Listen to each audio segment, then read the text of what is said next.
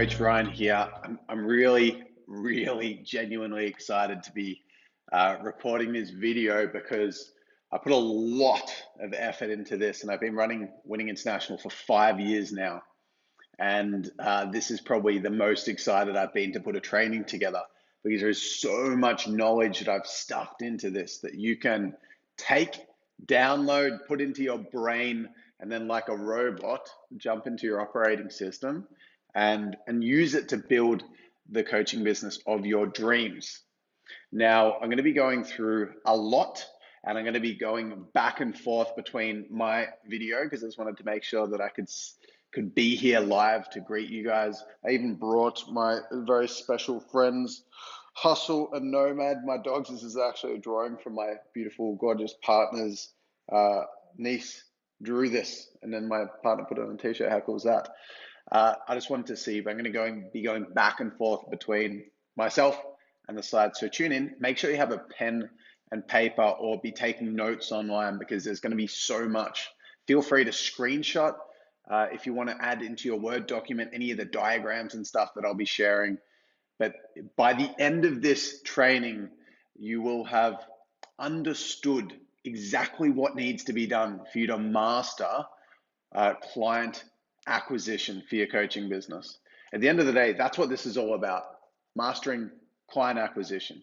If you know how to acquire clients, you are set for life, okay? So to master acquisition, there are 5 crucial elements that we're going to be going through today. And I'll go through them in a sec, but essentially 96% of coaches fail. I find this statistic ridiculous. And I'll talk more about it throughout the presentation today, but most coaches fail. And the reason why is because they don't understand how to acquire clients. They run out of cash flow. Their passion's there. And it's almost like Donald Trump gallivanting around at the moment as president of the United States. And it is no secret. There is no way that this guy would be the best politician to be able to just effectively execute his role. But he knows how to play the game. He won. He won the game of becoming president. And even though he wouldn't be the best president, in my opinion, I've got a huge amount of respect for him. And because he knows how to play the game. And unfortunately, there are so many amazing coaches out there that don't know how to play the game of coaching, which is because coaches don't have an industry which they can work within corporate in and have some kind of career path. You got to start your own business. And if you don't know how to master or acquire clients, then you're pretty much stuffed. And that's why 96% of coaches fail. So for the last 5 years, I've been just doing this nonstop, and I'm a master of it. And I'll share all my secrets with you guys today. So I'm really excited to go through it. You're going to learn to bulletproof yourself, acquire unlimited clients, become the thought leader in your area of genius, in your niche, in what you teach and coach people on, and therefore set yourself free forever if you're willing to do what I share with you today. So there's 5 elements. The foundation, which is, you'll soon realize, is the most important element, is your character, your capacity to be able to lean into your edges as a human being and as a business owner and as a coach and hold the space needed to do the activities required to make your business successful and then sustain its success and continue to evolve it over time. So character is the base, and niche is the middle of this propeller, this diagram you see on the screen. The niche is what holds it all together.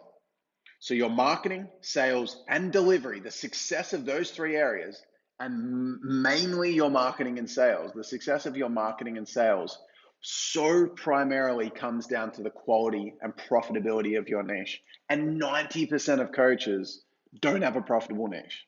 It's just ridiculous. But we're going to be going through all 5 of these elements today in a lot of depth, and it is going to be super thorough. So let's get into it. I'm going to do my best to fly through this and while still going deep and sharing with you exactly what you need to do to make your coaching business bulletproof. So first and foremost, why should you listen to me? I'm a young guy, I'm 26. And the first reason why is because I've been on one hell of a journey. I had drug abusive parents. I love them to death, but life was tough growing up for me. And I know I'm definitely not the only one. Most coaches come from a background of being bullied or having serious trauma growing up, and I fit into this category. I grew up super shy as a result. I was a depressed teen. I actually left home, so I moved out of home in high school and moved in with a friend. So and my friend and his family supported me towards the end of my high school. Uh, and then I essentially, when I left high school, I just went on a rampage of trying to find some sense of self. I portray myself as a really authentic, I just show up and I know me and I love me. But that wasn't always that way. When I was in high school, I was so shy, I was so depressed, I was so confused. And so when I left high school, I was like, well, I wasted such a massive opportunity to build something at high school, to live properly. And so I tackled a bunch of fears. I did some crazy stuff. I moved states. I got a sales job, which for me back then, if I had an English presentation at school, I was sweating for weeks in advance. And I would go first and get it done, and I would just be shaking like this. So I did a public speaking course. I would go out clubbing, and I don't drink. I haven't drank for 9 years. I experimented when I was like 15, 16, having a little bit of alcohol, but I would go out clubbing by myself, completely sober, and force myself to talk to people. I did a male strip show. As crazy as that was, it was like the most ridiculous fear-based challenge I've ever done in my entire life. And I built my confidence, and then I built a six-figure business at 19 by cold calling tradies to sell them websites. And I launched about 10 businesses before I started our business, Winning International, that I've been running for 5 years. So a lot of action in that time period. And I built a multi six-figure business. My business before this was on track to do about $1.6 million, and I built a team up with that. And then I launched Winning, and I hit seven figures within 10 months because I really concentrated on building my character and my resilience. And I was 22 at that point. So I've had a lot of experience over the last, uh, a lot of experience over the last 5 years. So since I've been in this, we had a $20,000 program. We've only recently halved the price point to 10,000, but I acquired 1,000 premium clients into that program over the last 5 years. I've made over $900,000 in a month, spent over $1 million on Facebook ads in our business. I've redone our program over 9 times in that time period because I've been delivery and results obsessed for our clients. I've hired over 50 full-time staff. At one stage, I was managing 25 staff full-time, which was just crazy, but I did that and learned a lot from it. I made a lot of mistakes on the journey, don't get me wrong. There was a day where I lost $300,000 in business, which is crazy. I actually had an executive that stole a bunch of money. That's another story. But again, learning experiences. I've made over $10 million in sales in this business, and I'm an international best-selling author of a book on the topic of how coaches can acquire clients. The book was called The Secrets of the Seven-Figure Coach, and it was mainly geared around client acquisition as well. So that's me tooting my own horn a little bit. So you really take on board what I'm going to talk with you about today. And although my story and those experiences are really close to my heart, and I feel a sense of like, whoa, there's been a lot that's happened over the last 5 years, and a lot of pride as well. However, it means nothing to me in contrast to the most important reason you should listen to me. And that is that I live this. I breathe this, and I'm on a mission to change those stats that I spoke about earlier, that 96% of coaches fail. What the hell? Like 81% fail in the first 2 years. And these are the most beautiful, heart-centered, driven, capable people that I know that fall short when it comes to the thing that's most important to them, which is their dream of changing lives and changing the world. And so I'm on a mission to change that. So please know that everything I share with you is I'm giving so much away today because I care so much. Okay. So there are these 5 elements. The first one that we're going to go through is niche. But what you're going to see is that even though client acquisition, I know you're most excited because all coaches are about marketing and sales, learning those techniques, what are the strategies, tell me the hacks. And we're going to be going through all of that. But what you're going to find out is that client acquisition is more about character and niche than it is about marketing and sales. And you'll see as I go through the content why. And I'm also going to reference a ton of specific people that I've worked with that have executed what I'm going to be teaching you today to great success, so that you really buy into the strategies and you use them off the back end of this training. So the first thing we're going to go through is niche. And the most important thing to understand with niche is that we want to set our business up in a way that's going to be profitable, okay, while maintaining our passion towards things. If I go to the next slide, I want to really clarify something that I've learned over the years about passion. You know, a lot of people get stuck in their life going, I just don't know what I'm passionate about. Like almost like they're ashamed, or they feel unworthy until they find that thing. What's that thing? What's my passion? The passion comes from feeling like you have relevant value to give. It's not an innate program thing. I used to talk about passion being like your birth purpose, and I do believe that we're put here for a reason, and that transcends as we go through our life and continues to evolve. But the thing that creates a feeling of enthusiasm and passion is when we feel like we have relevant value to give to someone. That's like when us as coaches, a friend of ours that isn't into personal development asks a question, opening up the gateway drug to their personal development journey. We're like, boom, right in there, because we feel like we've got relevant value to give. Now, for me, I was never passionate about marketing. When I got into this business, I actually didn't enjoy marketing. I'm going to be 100% honest with you guys. I didn't enjoy it.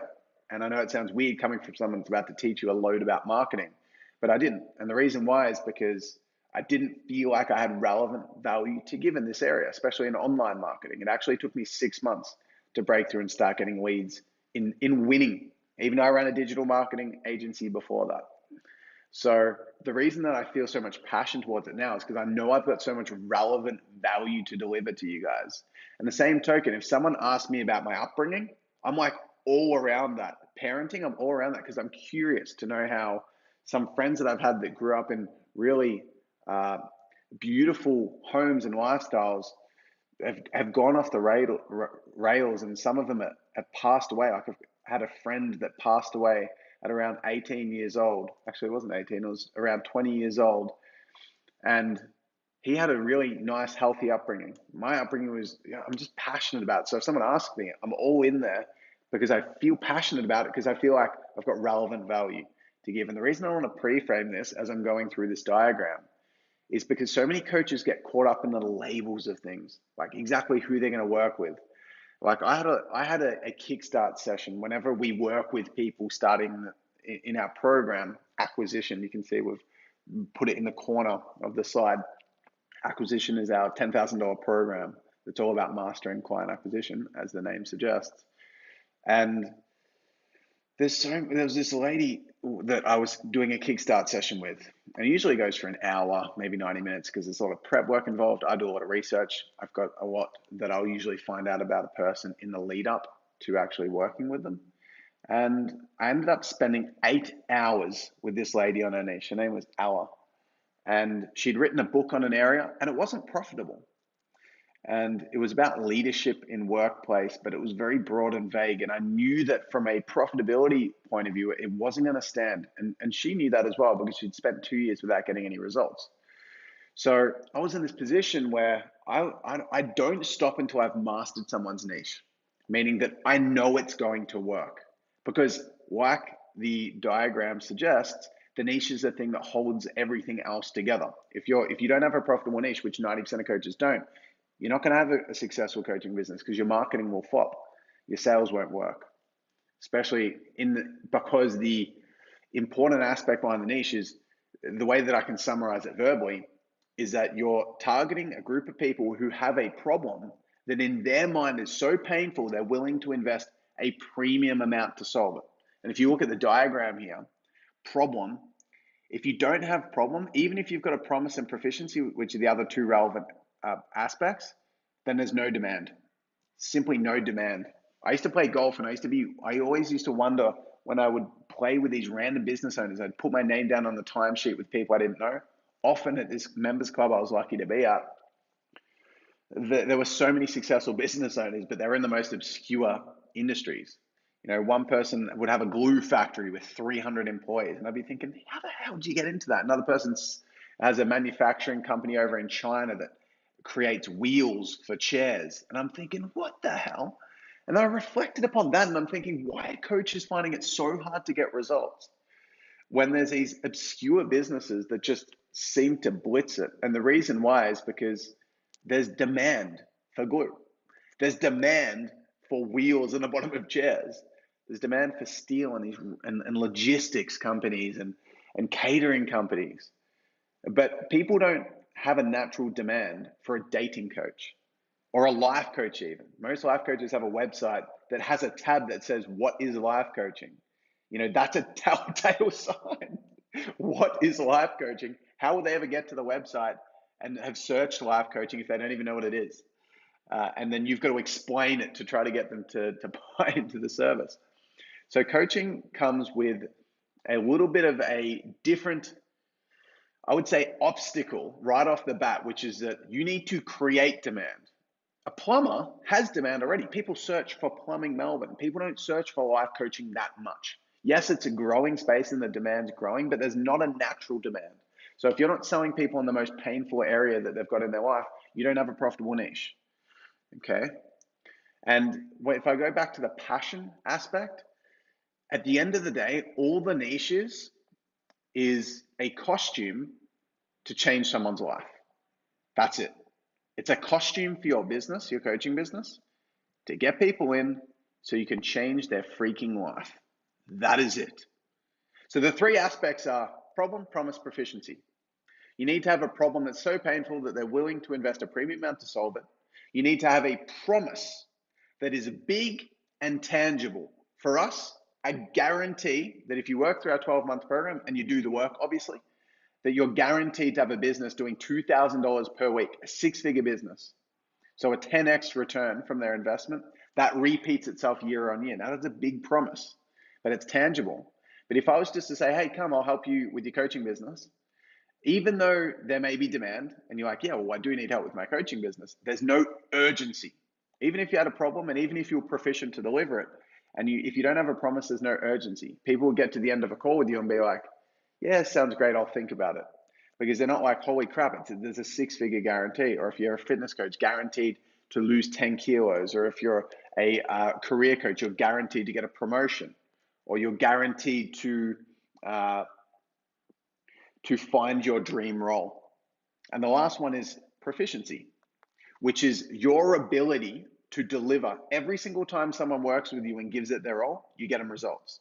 Now, if you're not proficient at the area that you work in or proficient as a coach, because I'm going to talk as we go through a little bit later in the training about what proficiency is as a coach, as well as what a proficient coaching program looks like. But if you're not fully proficient, then people will sense it.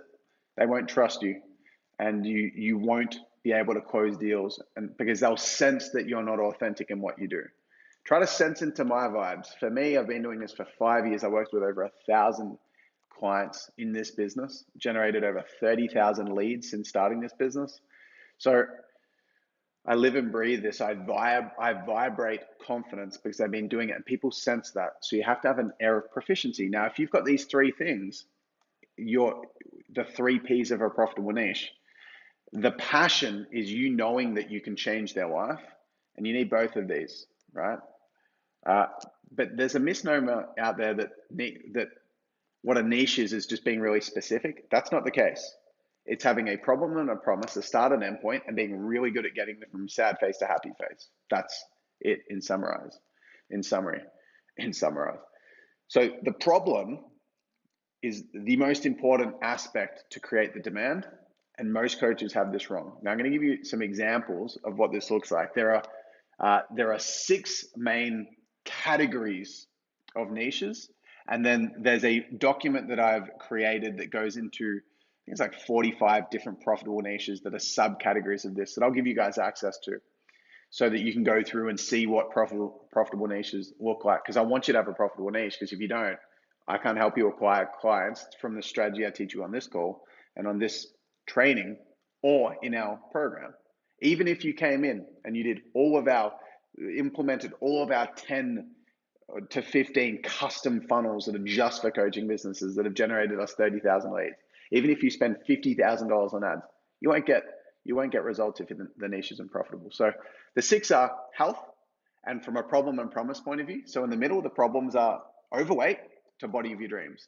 See, it's not, I'm going to teach you how to, the in-depth understanding around your health and conditioning and how to do the best form in your fitness. No, you're selling them on going from overweight to body of your dreams, or underweight to body of your dreams, putting on weight. It's usually overweight to body of your dreams. That's it. Career, not I'm going to give you some leadership skills or some time management or work-life balance. From the job you hate to a job you love. That's one example. But if you, in the niche library, there's tons of examples of the problem and promises within each of these 6 categories. These are just the main ones. You've then got business, from struggling financially to hitting a financial milestone. Now, within business, you can do specific skill-based offerings. So you could help a business owner get leads, or you could help a business owner. So like our promise, for example, is to go from not generating any revenue, or you've got some, to doing minimum 6 figures online. Okay, your dream business. And that's a specific financial outcome. But someone might guarantee them a result in the media, a media coach, or a result with their ads, or how to sell. And in business, because it's a financial based niche, you can do that. Your just price point's going to be less, okay, than if it's a financial outcome. Like ours is 10K. If you're selling ads, it might be 3K. Or helping people with advertising, it might be 3K.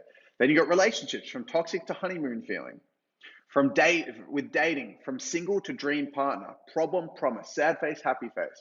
And then there's this other category of niche called movement-based niches. And essentially when someone doesn't have a specific outcome that they want to help people get, they want to help them do well in every area of their life, but they've got to find a specific, they've got to be a attractive character, which means a role model or a poster child for a specific group of people. So I'll give you a really great example. Garrett White. He helps married businessmen dominate their life. It's not like boom to boom, dominate their life. And he's the attractive character for that. He's strong. He's a great role model in his family. He's a great role model all around. And so he takes people from a married business from feeling stuck to becoming him. Another one of my movement-based niches, Lee, really beautiful lady. And is she on here? Yeah, I actually put her funnel in here coincidentally. That's probably why she's in my head, because I just slapped it in before I recorded this. But Lee helps women be able to embody their femininity, and she's the embodiment of it herself. So women that feel stuck and rigid and not sure, she's the attractive character. So they see her videos and they want to be like her. So you need to be the epitome of what your prospects want to be like in a movement-based niche. Okay, so that's enough for that, just so you get the gist. All right, and that's the niche library. All right, so I want to give you a few examples of people that I've helped with this. You may or may not know these people. What are these little reference case studies that I'm going to put throughout here? Were people that are quite well known online. Ryan's an example of that. And so with Ryan, I'd been in touch with this guy for quite a while. I'm not going to go in depth to all of these because there's a fair few case studies, but essentially I helped him form his brand, which is called the Millionaire Monk. It's pretty cool. But he was stuck for years. And as soon as I nailed that niche and applied his Kung Fu, he does like a form of Tai Chi, Qi Gong as well. So he does these spiritual practices. And I said, again, there's no problem and promise. And you're not living as the embodiment of it. So it wasn't good enough for it to be a movement-based niche. He wasn't at that level to be a movement-based niche in terms of his character.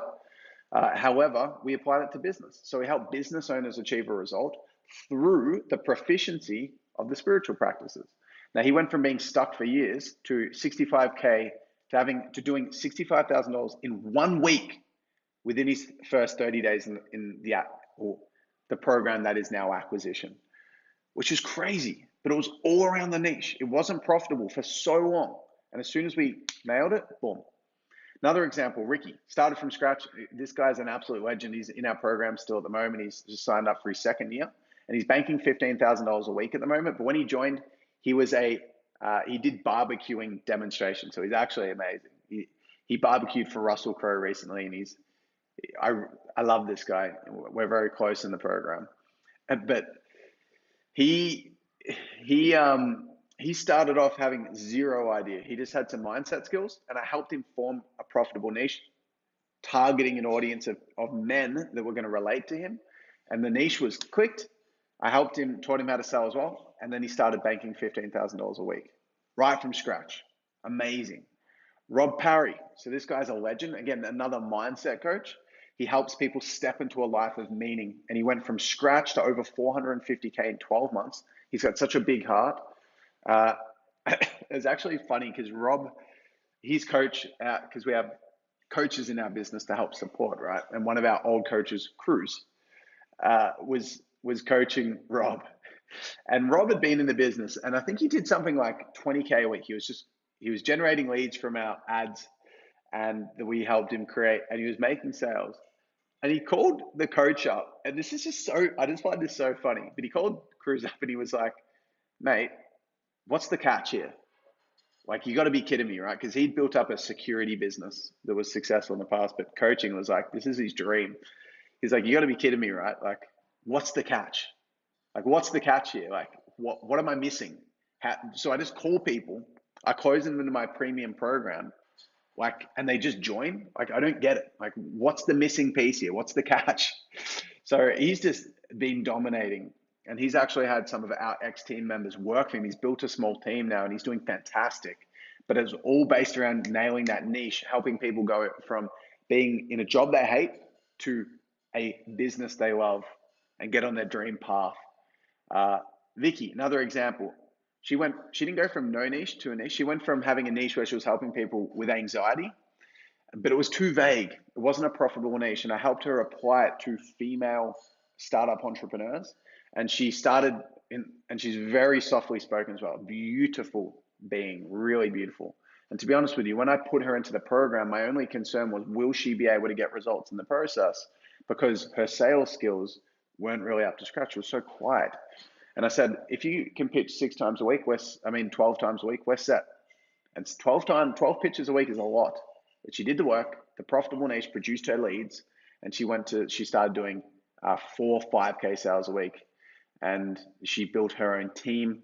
She built a business that was essentially doing $20,000 a week. So crazy because of niche. Another example, Alex came in, just wanted to start a coaching business. I helped her. You might have seen her ads. She's amazing. Her energy is awesome. I really wanted to put her under the character case study because her character is awesome. She just does the work. But I remember when Alex came into the process, and she came in, she got a call from the team, from our ads, and she was like, far out, I've been wanting to do this. This must be a sign. I'm in. And she just joined straight away. Then she quit her job straight away.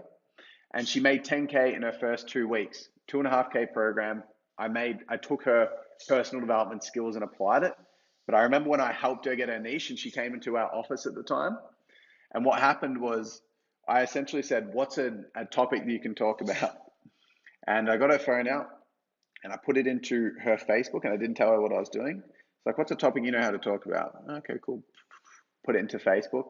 And then went, boom, you're going live to your friends in 3 minutes. And she was 3 seconds. She was freaking out because she never presented before. She'd never been out there or said that she wanted to be a coach. It was a brand new concept, but it was the niche that enabled it. I was thinking, holy crap, I hope there isn't any more case studies. We're going to run out of time. All right, cool. So niche is the absolute just key thing that if you don't have it, if someone doesn't have a niche, I can't guarantee them anything. If someone doesn't have a profitable niche or the ability to have a profitable niche because they don't have the experience or the proficiency, I don't work with them, because without that, nothing else matters. All right. So that's niche. Now we're getting on to marketing, and strap yourself in because this is so much to go into here. All right. The quote I want you to get first and foremost: if your free value is better than what your competitors charge for, then you will become an industry leader. If your free value is better than what your competitors charge for, then you will become an industry leader. Now, marketing is about who can give the most value. It's about giving the most value out of anyone else in the space. And that's, in essence, the big picture of it. But I'm going to go into the detail of how that's, what the hell does that mean? How do I structure that, etc. in a moment. But I just want to note on this picture, like I have my little Harry Potter glasses on. But check out in the background here. See these, like, the cool little moon print, the little plant, I'm plant obsessed. And then you got that cool little quote. And then behind my back, like if you look in between my arms on the left, there's another one. Now, they were selling these things for like $300, and I made them myself. And that's a proud moment for me. All right, I just want to mention that. Let's keep going. So I just want to really quickly explain how a funnel works, how a marketing campaign works. How do you actually get leads online? Like what is this thing about? So the basic flow of a campaign is that you have an ad, someone sees it, there's an offer in the ad, and they're like, whoa, I want that. Then they click it, they go to a landing page where there's more information about the resource that they're interested in. And then they put their details in exchange for that resource. So you have their details, they have a piece of value that's relevant to the area that is the biggest problem for them in their life. Okay, that's fundamentally what happens. Then you nourish them through giving them more ads, or if you look at the nourishment bit on the slides here, through email marketing, through messenger marketing. There's lists that you can build through Facebook Messenger now, which is the most highly engaging lists that you can build. We've just got over 10,000 people on ours now, and it's amazing. And then through remarketing, that little third icon there is an ad. Then what happens is you nourish them, get them to the point where they want to have a conversation with you. You speak with them, you escalate the value even more. You sell a package that gives even more value. And then when they're in it, you give even more value. And then they want to keep working with you or work with you in different ways. So that is marketing. That is the process. That's what happens. And there's varying degrees of complexity, but that's just a basic flow of a marketing campaign, just so you get how this whole, like, how do you get leads online? That's just real basic.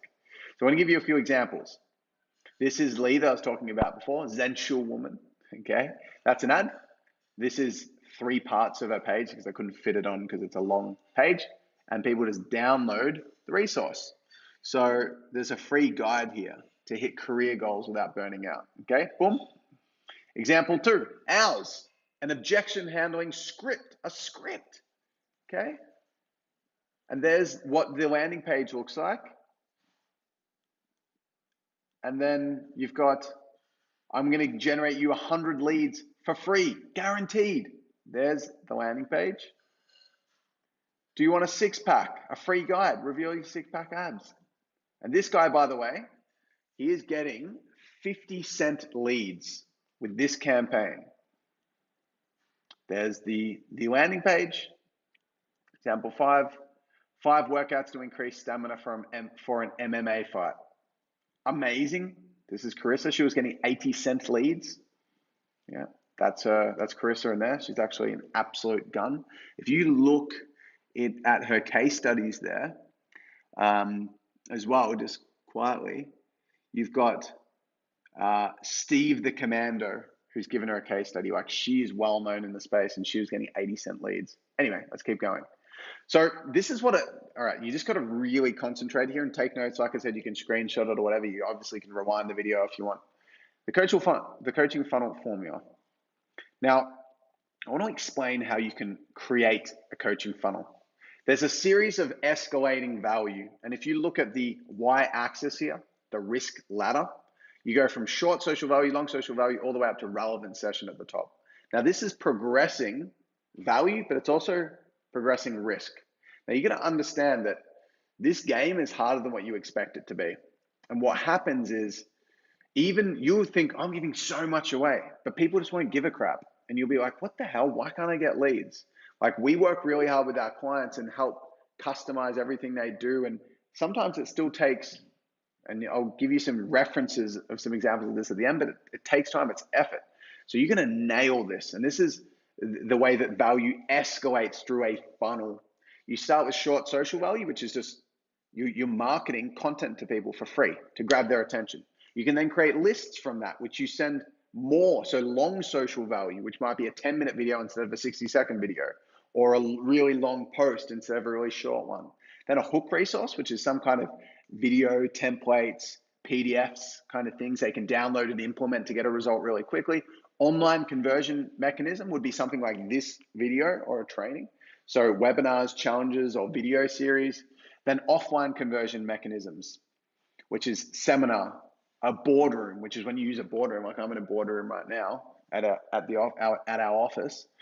So, or a boardroom, or a workshop, which is the highest of risk. Okay, so offline conversion mechanism is super high form of risk, and the highest form of risk is to get someone to opt in and put their details in for a session with you. And I see so many coaches stuff this up. They're just like, hey, can I to put an ad out? Hey, I'm giving a free strategy session away or coaching session away. No one cares because they don't know who you are. Like if you put out an offer that was just marketing people straight to go into a 5-day seminar valued at $5,000 for free, they won't do it, because from a risk perspective, even if it's free, it's going to be risking so much of their time. So short social value all the way up to relevant session goes from shortest amount of risk to highest amount of risk. And we want to progress them through that. So you see with the 1, 2, 3, 4, 1 being short social value, 6 being relevant session, you can do different combinations to be able to put people through. So you could do, like, look at the combos. Now, we're not going to go super in depth into this, but just screenshot it and kind of look at it. But it's the content and the way that you go about doing this that's important. But I want you to get a gist of how this works. You got start with short value, create lists from that, and you send the people that have watched those videos through to maybe an online conversion mechanism. So let's look at webinars right at the top, combos. Let's look at the third combo from the top where it says 2, 4, 6. So you go 2, which is long social value, a long video of 10 minutes or a really long post, all the way to 4, so online conversion mechanism.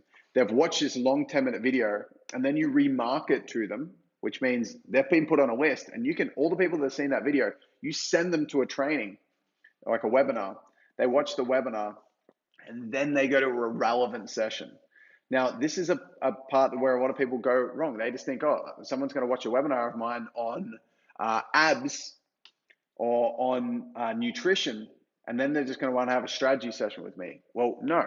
You're going to give so much value inside and outside of your sales funnel. Like inside meaning in the marketing process, and then even after they're a client, you're going to give so much value.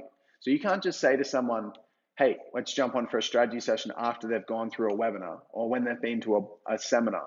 You're going to give a relevant session, something where they feel like they've just watched the webinar. The webinar's been on nutrition, and then you offer a relevant session. Like, I'll give you a custom nutrition plan and hash it out together with you based on your experience for free off the back end of this. Then give that and say, and I'll also see whether we're the right fit to work together. And I think it's so important just to be really authentic, give so much value, but then just make your intentions clear. Don't hide it. Oh, it's just some hidden thing. Like when we did our funnel, 100 leads for free, we literally were generating people 100 leads for free. We still do it here and there. Generate them 100 leads for free. And then on the ad, before they go to the landing page, I say in the video, we're giving this offer away for 100 leads for free. And I will literally, we're doing this offer so myself and my marketing head marketer will generate you 100 leads for free. Why? Because we want clients. So you do that, and we're attempting to find people to give value up front so we can get them as a client. Just say that up front. People know there's something hidden or a purpose behind it anyway. So just be honest, give so much value, make your intentions clear to change your life further. But there's different combinations that you can use. So a hook resource is videos, PDFs, templates, and I've gone through that. Let's keep going because there's lots to go through. So I want to just make this acquisition method really, really clear. So I want to go from short social value to long social value to an irresistible hook to an online conversion mechanism to an offline conversion mechanism to a relevant value session, and then you'll follow them up with that session. If they don't go ahead, keep following up, keep giving them value. Now, what happens is as soon as someone engages in short social value, they go on a list and you just keep remarketing to them, keep sending them more value, more value, more value, pushing them up through the funnel to give them even more value and getting them closer to the end. Kind of like Jordan Belfort, the Wolf of Wall Street, he talks about this concept of straight line persuasion. I don't believe in it from a sales perspective, but it's kind of what you're doing in the marketing process. It's like you're just keeping them moving through, you're pushing them through the pipe. And then as soon as they've downloaded a hook and you've got them on your messenger list or your email list or both, then you start doing messenger and email remarketing as well. Just really clarifying this.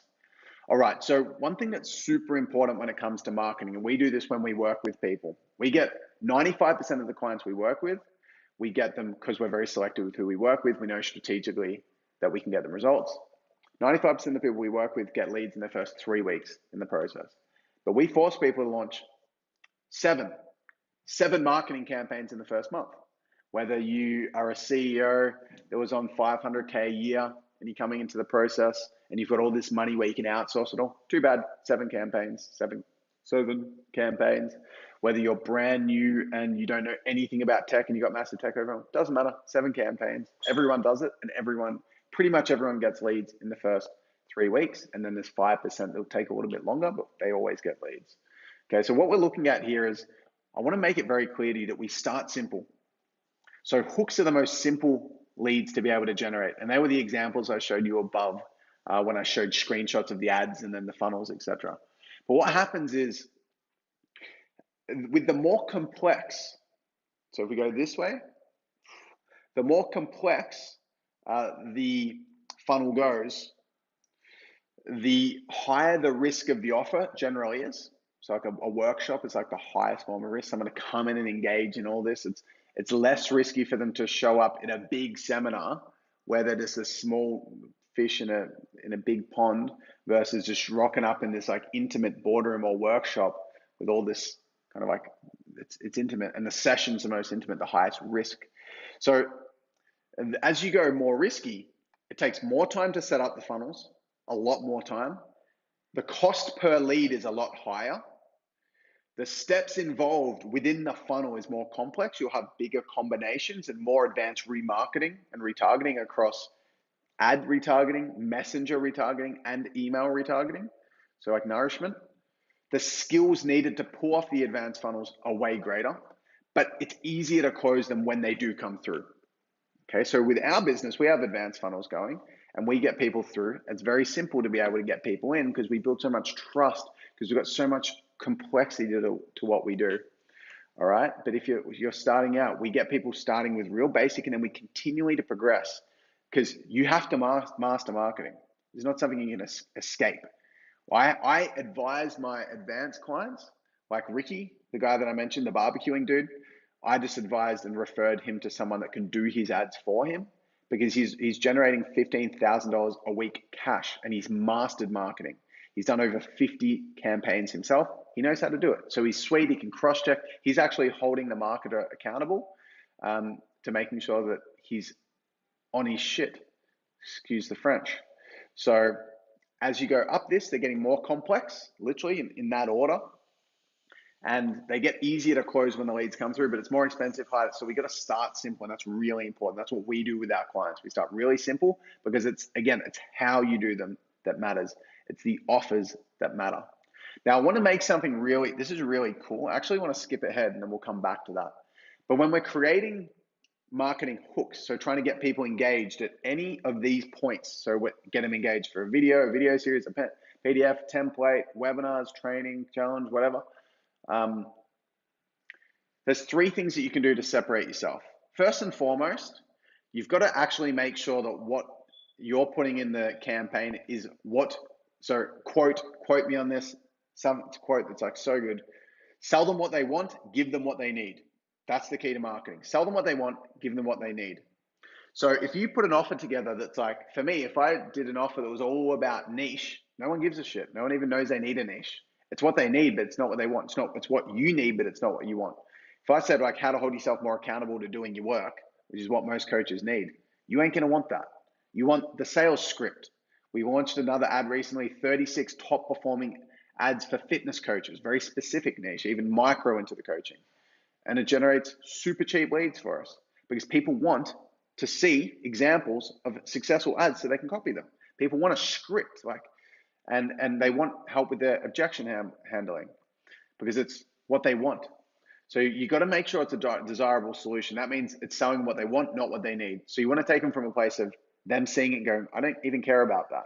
Like if you're a fitness coach and you're going really in depth to the science behind everything, they don't care about that. They just want to lose weight. To relevant value, something that they go, yeah, I want that. That's the first thing.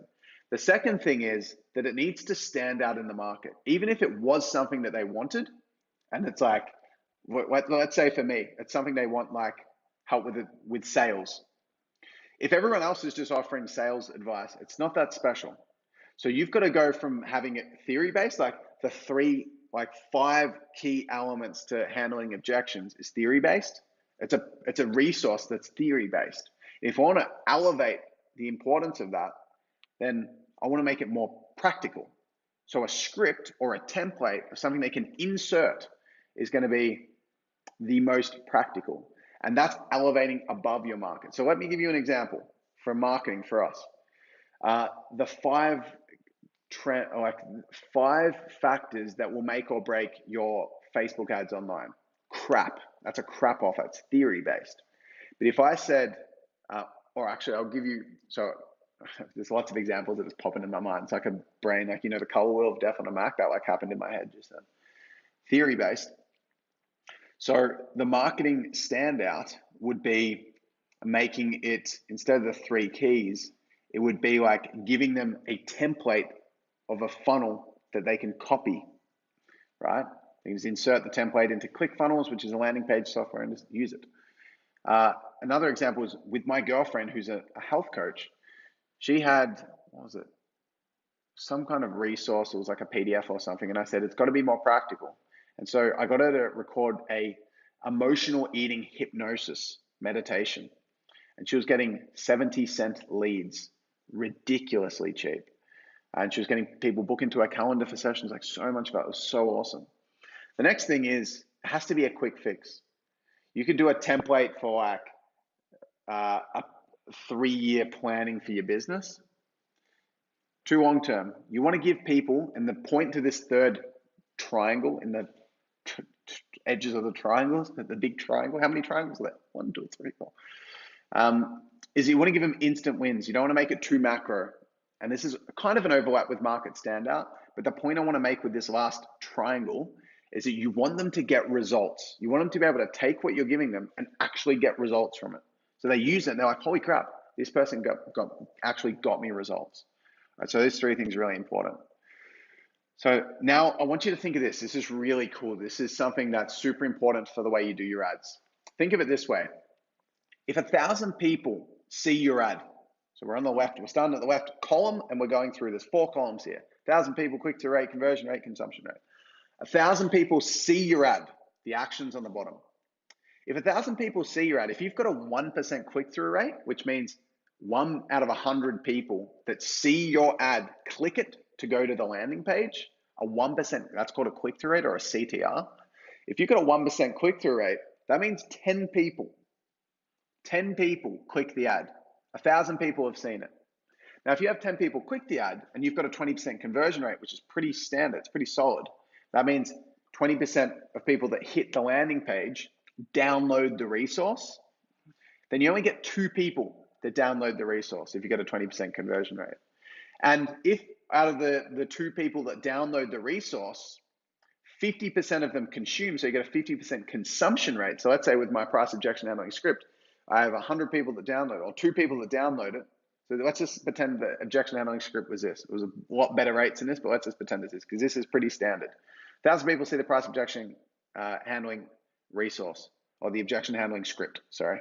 10 people click on it. They go, ooh, what's that? And they go on the landing page.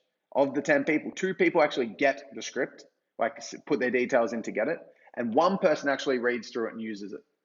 So one out of 1,000 people consume it. Now, what does this mean? That means 999 people out of the 1,000 people that saw your ad get 0 value from you, nothing.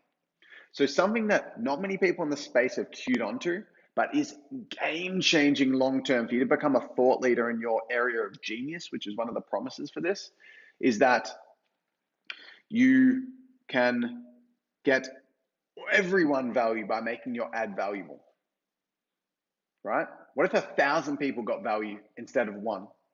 Then you've got 1,000 people that are starting to queue on and actually move through that value ladder. That's what very few people realize. It's so valuable and important. Now, experimentation over perfection. Now, this is going to be a bit of an interesting concept, but I want you to start queuing onto this when it comes to content creation, ad creation, etc. So content and marketing, in essence, comes down to quality is so much more important than quantity long term. But the thing is that to make something quality, the character of the person that's presenting it, like me running this webinar, versus someone that doesn't have the character or the experience or the breadth or the capacity to deliver it, the character is more valuable than the content. With your videos, which is probably the way that you communicate your message more than anything else as a coach online, the quality comes down to your character more than it does to the content. Okay? And the thing is, to build your character, you need to do quantity. So quality is more important than quantity long term, but to make things quality, you need character, and to get character, you need quantity.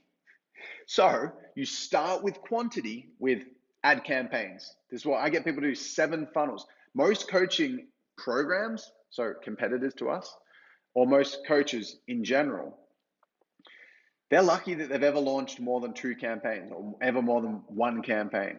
It's crazy. Most coaches will never do more than 1 campaign. And they'll do one, won't work, and they'll be all bummed about it and feel all disappointed about it. So we get them to do 7 in the first month. That is unheard of, because I know that quantity is going to create the character of being a great marketer, which is going to therefore allow the quality. But what usually people try to do is quality off the bat. They'll spend 3 months putting a webinar funnel together that is never going to work because you suck at marketing in your first 7 campaigns. Most of our clients get results in the first couple of campaigns because we really help them nail the offer at the start. There's a lot of marketing support in the start of acquisition, the program. However, most of the time you're going to suck. And I'm going to show you some stats in a moment of how many campaigns our just 15 random case studies did in their first 12-ish months. But you need to do quantity to get quality, because that's what creates the breadth, the character. All right? Don't be a tired ass. Don't be a tired ass. Here are 15. This is like so profound, this slide, because it's so cool, because we get all of our clients' stats, and we've worked with 1,000 clients. So this is just 15 random clients that have done solid in it. Not the best performing 15, just I'll grab those. And these are the stats for give or take 12 months of being in our program. Some are slightly more, some are slightly less. But just check this out. These are real, like exact to the cent stats, to the exact cent statistics of exactly how much money they made, exactly how much money they spent. Because if you're in our program, we monitor your stats every single week. So we know you're doing your crap. We know what you're doing, what you need to do, because that's the thing that makes a difference. Like I said, niche and character is more important than marketing, sales, and delivery. But that's not the way that people operate. They don't expand their character, and therefore most people fail. So let's look at this. First and foremost, let's look at the left column. 74 campaigns. An average cost per lead of $21.83. They made 99 sales, which was $495,000. These are some random, like in terms of that's what they made in that 12 months. Now, mind you, our guarantee is that you're going to be doing $2,000 per week by the end of the 12 months, which might be, most of the time people get results in their first 4 to 8 weeks. But it might mean that in your 52nd week, you do 2K and you've built up to the point, you're progressively working up to it. You get to 2K per week, boom, you hit the guarantee. But this person actually made $495,000 within the 12 months, but they did 74 campaigns. 74 campaigns. Spent $38,000. Now, I feel like we're really I'm taking my sweet time going through this, but I'm actually going through as fast as I can to get through the depth of knowledge you guys need. But this, my friends, this is so freaking important. The average campaigns done, 38. 38. Now, for our guarantee to be valid for someone to claim they didn't hit six figures in our program, they have to have done minimum 30, it's 32 or 36, I can't remember. They did 38. And that is like a safety net. See, there's someone that did 5 in here. They made 213K. Average cost per lead, look at it. It's the highest out of any other cost per lead because they've only done 5 campaigns. And then look at the ones that have done lots of campaigns and look at their cost per leads.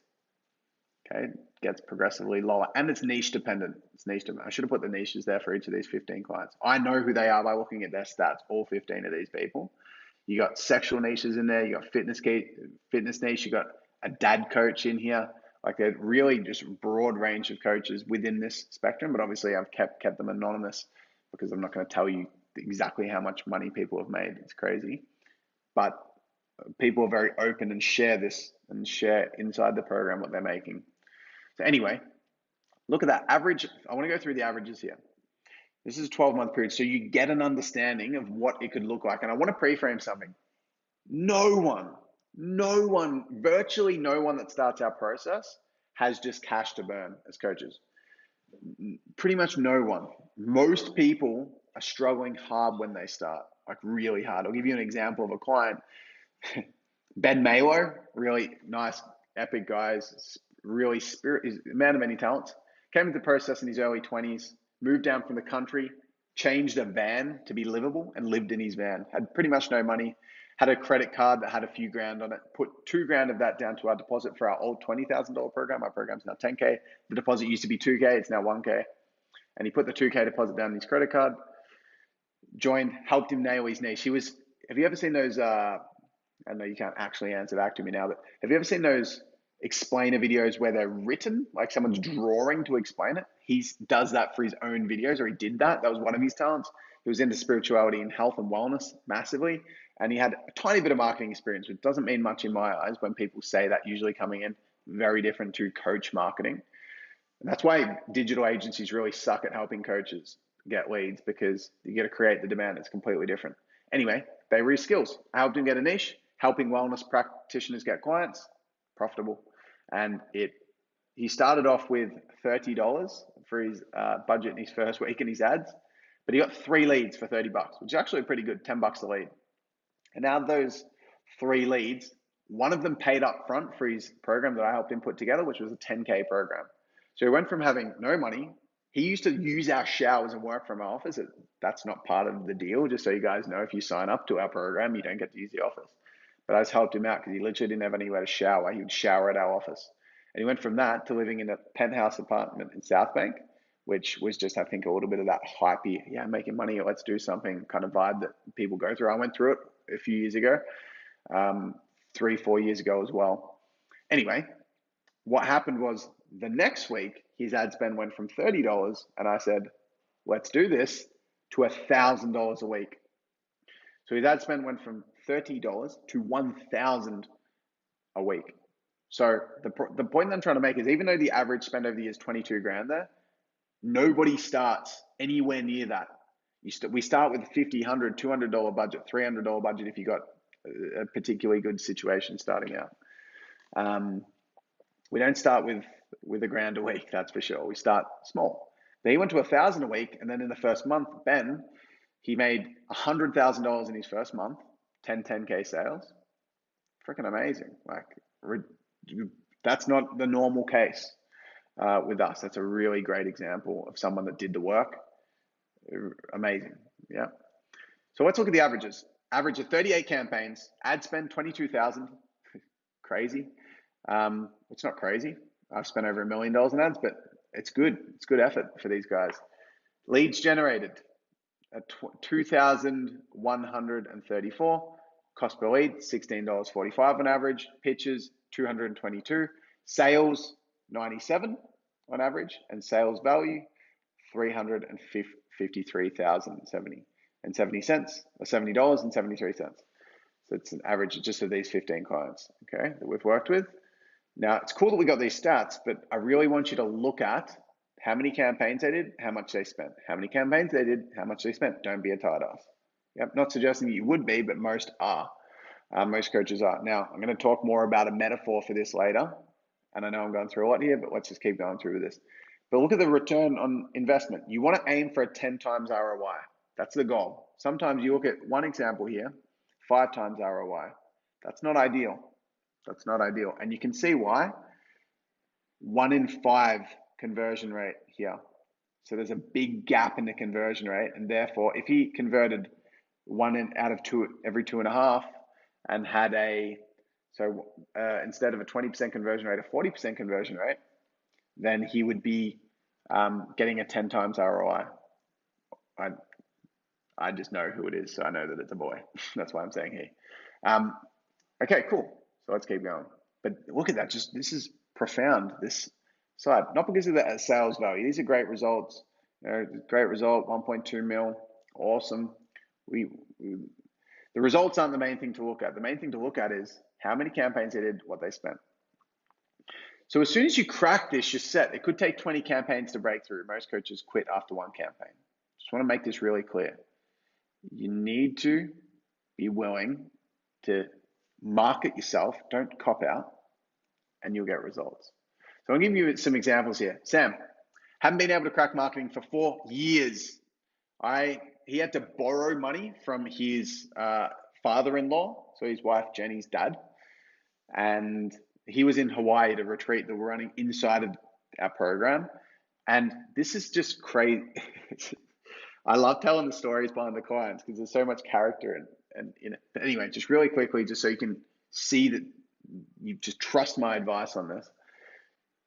Sam and Jenny borrowed money to be able to come to the Hawaii intensive, borrowed 10K from her father-in-law to be able to afford to do it. And she was so stressed about money that they were arguing in the audience while I was running the retreat. I've never seen anything like it. And they were literally arguing in the audience mid-retreat. I'm thinking, what on earth is going on here? Because that's how stressed they were. Because he'd spent 4 years without breaking through. Look at the confidence on his smile now. He's actually rocking it now. He started generating 100 leads. He launched, mind you, 9 campaigns in 1 week after Hawaii when I clarified his niche. And then he made 100 grand in a month, not right at the start. It took 9 months to lead up to that 100K month.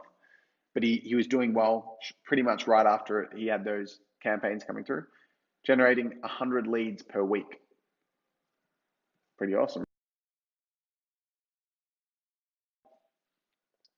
So this guy runs a business that's now doing really, really well. He's got a full team. He made 250K in the first month in our program, but he was struggling hard to break through in his group coaching. He'd done some consulting and some other things, but he hadn't been able to break through in his coaching business. He was struggling to market for years. Now, he tried to outsource. He'd get 5K, people on 5K per month retainers to do the ads for him, but he was avoiding it. And the thing in business is when you avoid working through things and try to get around it, you can never actually get past it. It's like a video game. You need to beat one level before you can get to the next. And so the cool thing was he actually generated, I don't remember the exact stats, which is why I just wrote sales, but I'm pretty sure it was 9 sales. I think he did 9 5K sales, made 45K before I spoke to him about working together. Then he joined, and I only let him join under the premise that he wasn't going to outsource his marketing until he'd mastered it. And he came in, and very quickly he modeled us very hard. So he pretty much took our marketing models and made them slightly different. But nevertheless, he broke through with his marketing, made 250K in his first month in our program. Just by saying, no, I'm going to knuckle down. He spent the money. Great. He launched a campaign. It's fantastic. Did a great job. Darren, this guy's a legend. I love this guy. So he exhausted options. He spent 5K on an ads course, which was great. I know the person that runs the course, really great course. But he still didn't know how to nail it. He joined. We helped him generate 83 leads in 24 hours. Bottom line is, trust us. The advertising advice I just gave you is solid, but niche is very specific and important for it as well. And with Darren, like his niche was too broad. It was too vague. He couldn't communicate and get the messaging right, which is such a big part of in between the funnels, the copywriting, etc. And a huge part of what we teach, really in-depth copywriting, which is really fun when you get into it. But anyway, he got 0 leads after months, joined 83 leads in 24 hours, and then got hundreds of, I think it was over 400 leads from that campaign. It's all about mastering acquisition. That's it. Once you master acquisition, you master marketing, you master sales, you love it, you enjoy it, you're set behind it, you're bulletproof from that point. But the propeller that you see on the left here is powered by all of these elements. And we've been through niche and marketing, which are two big ones. Time to go through sales, delivery, and character. So good job getting through. Like once you got through this, you're going to be in a very great place. Let's go through sales. So I just want to make it very clear that the more you lift online, the less you lift on the phone. The more value you give online, people are just like, yep, want to do it. And so marketing is a huge part of the sales process. The first thing I want to say is, well, the next slide, don't sell or you'll be a bad smell. I just wanted to say that because I had an urge to say it. Sales as a coach is not selling. Sales as a coach is not selling. Marketing as a coach is not even marketing. It's just all value. The sales process is all value. So it's really important just to make and I just want to pre-frame this from an authenticity point of view. Disqualification is such an important component to being a successful coach at sales. If you know someone's not right for you and you doubt your ability to get them results, disqualify them. Very simple. And it could be because they're not within the avatar, or it could be just because you know they're not going to get results. But I'll give you an example. Like for us, completely lost my train of thought. So disqualification. So for us, out of let's say we have 10 people that want to join our process, we'll let about 3 to 4 through, because we know that the other people aren't going to get results. And it's the character that makes the difference. It's the character that makes the difference. So if you know someone's not going to get results, disqualify them. Because I want to ask you a question.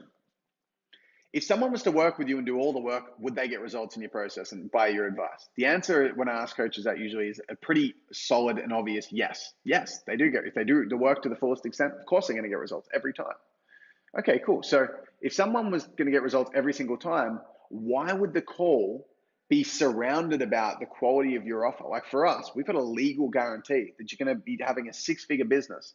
You're legally guaranteed to have a 10x return just in the year after joining the program, and then scale as a minimum. So I don't waste a huge amount of time getting and worrying about the quality of that program. I know it's freaking awesome. So I'm very particular with who I bring on board, and I disqualify people. And it's super, super important that you honor that. You don't just say you do that and then don't do it. You actually, right? Those hypey salespeople that are like, yeah, there's only one spot available for the program. And no, just be authentic. If I think you're going to get results, I'll bring you in. And if you think I am someone that you trust and knows amazing, then and you back me to get you results, then let's do it. But it has to be perfect both ways. But if you know they're not perfect, disqualify them. So don't sell or you'll be a bad smell. There you go. Don't sell or you'll be a bad smell. It's not about sales. The mindset to do with selling is the most important thing. Yeah, we have scripts. We got price objection handling scripts, objection handling scripts. I'm actually a fantastic sales coach. It's one of my biggest strengths because I cold for ages. So I just practiced so much that I became very comfortable with it and very authentic in it. It's not some what's the sneaky strategy? It's just how do you place things in a way where you can give value and transfer people naturally to a point where they're keen to do the program. You don't even have to, there's no push is just the most important thing. So don't tell you'll be a bad smell. You got to be coming from a place of, I get to do this call, I don't have to do it. I love selling. Reflect 3 years ago and be like, would I in a million years dreamt of the fact that I get to spend time on the phone changing people's lives? The next one across, breakthrough versus sales. It's not a sales call, it's a breakthrough call. It's essentially like a breakthrough. If you break someone through, you get them in a change state, you then interrupt their pattern, and then you empower them up. Yeah. You get them in a change state, you break their pattern, you empower them up. Same as a sales call. It's actually a breakthrough call. Next one, bottom left, value over expectation. Get in there and your sole goal, impress them more than they've ever been impressed before. It's my sole goal for this video. It's my sole goal for every call that I ever do, every seminar I ever run, every keynote I ever deliver, every video I ever create. All I do is go, I want to give as much value as I humanly possibly can. I don't have any expectation on results. I have expectations to deliver from a value point of view, and if it's meant to be, it's meant to be. And the next point is that a lot of the time people leave the call being disheartened because they know they lied to the prospect. Someone's like, yeah, I want to do it. I'm just going to do it in a few months' time. You're like, yeah, I understand. You know that what they're saying is bullshit. Like, this is a really important thing. I'm someone that's like super congruent to the point that, like, you know, that unreasonable friend, just truth, speak a lot of truth and honesty. And when someone's at the end of that process and they're like, yeah, I want to do it. And they're like, oh, I just don't need time to think of it. And you're like, if you say yes and you placate them, or just like, because you're insecure of hurting their feelings, that's the opposite of a high quality coach. But secondly, it's fake. It's not honest. So you got to be honest and you got to say, okay, cool. Instead of leaving the call going, feeling crap because you know you lied to them, saying, I understand. If you don't understand, say, I don't understand. And just say that and discuss it out and just say, here's my perspective of what's going on here. You tell me yours, but I want to work with you. I want to get you results. I care about you more than anything. But here's what's authentically on my mind right now. You're just going to make sure you're honest with people versus being insecure. This is a really important point. Don't sell. Now, this is how you start. When you first start as a coach, and this is why I want to mention it, because right where you're at the moment, this is how I want you selling. Focusing on three things: giving massive value, loving the calls, and concentrate on bringing character. Now, if you don't bring character, what I mean by that is you can be honest, like I said before, be honest, actually hold the space, show up and commit to the call to be your best, show character.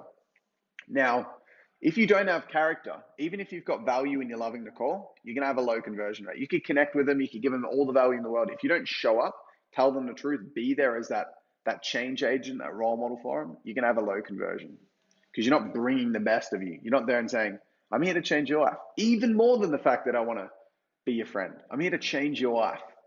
Super important. The second thing is value, give massive value. My intention is to give massive value. And if you lack the value, it's going to turn into a pressure sell. So the reason I've got this as a strategy of selling to begin with is because you go in there just going, I want to love the call. I want to lean into my edges and try to hold the space. And I want to give as much value as possible. Now, the pros of doing this is that you learn a lot, okay? Because you're learning how to communicate. They're learning a lot as well. And it's really fun. The con is that it takes a lot of energy because your calls will be longer and the duration's longer, okay? It'll be a longer call because you're spending time giving value. And then the third thing is, if it's not enjoyable, it's not going to be sustainable. If you go in there and you're like, okay, I need to say this to get them here to get this and use that strategy and that technique. No. Don't sell.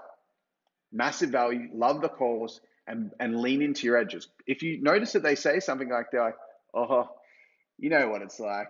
You just get home and you want to watch TV. If you're like a fitness coach and you're like, no, I don't know what it's like actually. You know, I live a lifestyle where when I get home, I'm out active with the kids. I'm playing, I'm teaching, I'm learning. I'm like being creative. I'm being in nature. If that's your truth, then don't be a placater or that dissonance. Bring the character. Okay. So that's how we start selling. That's why I don't want to get super in depth to the strategy. But look at this vibrational energy chart. Enjoyment. Now I want you to look at this. This is the way that this is a vibrational energy chart or a frequency chart. Now I've explored a lot of spirituality, but there's nothing intangible about this. There's nothing intangible about it. And the reason why is if you look at this scale on the left that goes from all the emotions, it rates the degree or the frequency of that particular emotion. Shame is the lowest vibrating frequency emotion, 20. It vibrates at 20, which means if you're in fear, you're vibrating at a frequency that's 5 times harder, which means you're in a state that's 5 times more powerful and magnetizing than being in shame. Now, if you're in love, you're actually 5 times more powerful than fear. So a lot of people, when they sell, they're in desire, They're in fear because they're trying to attach to the sale. They're in anger. Their pride's on their line. They're trying to be courageous, and that's like the main focus. And they're all low vibrating frequencies. Now, this is going to sound really again woo-woo, intangible, whatever. But here's the thing: I've made over 500 sales in this business, a lot of sales, and I've done thousands and thousands because I used to cold call every day, $100 every single day. I've just sold so many times. And I can tell you, when I perform the best, always because I'm in joy, love, and peace. It's when I convert the highest, always. Sometimes once I converted 25 sales in a row in this business. There was a week where I did 11 sales at 22K. So $242,000 myself in 1 week, just phone selling. And I was just loving it. I was in such a joyful, peaceful, loving state. And look at the frequency of that. 500, 540, 600. Pure Teo, pure flow. Just in that bit where you're just radiating. Now, enlightenment, jumping on the call, enlightened. I just want you to aim to be in your heart, to love the cause, to be in joy, to be in peace. And you'll notice, just don't take my word for it, just try it. Just love the calls, find love for the calls, and just watch what happens. It's an expanded frame as opposed to a contracted frame. So let's look. If you're in peace, or if you're in joy, let's go Love Actually. Love Actually, movie. If you're in desire, then you're almost 5 times more effective on a sales call if you're in joy versus desire. Desire, I mean striving for the sale. Just really such an important concept. All right, I've got some cracker examples of some guys and girls that I've helped with sales. Scott refused to get on the phone. Simple. He'd been in coaching for 7 years, hadn't broke through. He'd done over 60 courses, some premium, some small online courses. 60. How is that even possible? Legit, that's crazy. And then he joined the process. I forced him to get on the phone. And within a few months, in 1 week, he made 35 grand in a week. 5K program, 7 sales. He called me, and I didn't even know he had my number. He searched it online. I get a call from a random number, and I answered. I'm like, "Who's this?" He's like, "It's Scott. I just made $35,000." This guy's a beautiful human being, and he's a hypnotherapist. 35K in a week. He'd been 7 years, but he finally got onto it, taught him how to sell in a way that felt authentic, so he didn't hate it. He actually loved it. Started generating massive sales. This is a great case study. This is just Shilpa Akhilesh, Shilpa's husband. A beautiful Indian background, and the only reason I say that is because they had a strong accent, or else it's not relevant. So these guys came in, and I'm thinking, the numbers don't lie, their energy is important, the accent can be worked through. And so they had a book writing retreat that they sold. Now, took them 4 to 6 weeks to whip them into gear, to get them to do anything. And then in one night, they did 4 campaigns from 2 till 6 a.m. Don't know why they did that, but they just did. They decided to cram it. And they're like, oh my gosh, I actually can get a lot of campaigns done easily when we put our mind to it. And they started getting leads. Now, Akhilesh, the dude, Shilpa's husband, gets on the phone, and this is such a funny story. Super strong accent, like super thick Indian accent. And Akhilesh was doing more than the sales. I just happened to put Shilpa's photo there. Shilpa also did and contributed this 20K week. Akhilesh was getting on the phone, and he was calling people. And the second that they would ask him a question that put him under pressure, he'd just hang up on them. So he, as the salesperson, would hang up on the prospects. They'd say, oh, so how much is the program? And he'd be like, oh, put it down. It's such a funny example. And he did that. And then, but what he would do is he'd get off and then he'd write down a response to that. And they were following the sales process, but they'd just get stuck with real small things. And then all of a sudden, 3 weeks after, so it was either 6 weeks, it was either 4 weeks when they generated the leads, and then it was 3 weeks after or 2 weeks after. I don't remember exactly. It was around 6 or 7 weeks into the program. They had a week where they did 20K. Amazing. So that was 4K sales. Amazing. And their accent was so thick. They followed the process, it works. Laura Huxley. Love Laura Huxley. So Laura did a sales challenge that I had, went from 10% conversion to 80% conversion just in a few weeks, and started producing $10,000 weeks very quickly. And you might have seen her beautiful face online. Again, a lot of these people that I'm mentioning have really big brands and are doing big things now, which is amazing. Humbling to be the person that contributed to them getting to that point. But it's just what I'm teaching you guys through this process that enabled them to break through. Jared, I love this guy. He's a friend of mine now. So he went from zero sales experience ever. He just built online businesses, and he has an 8K program helping people buy online businesses. Went from zero sales experience.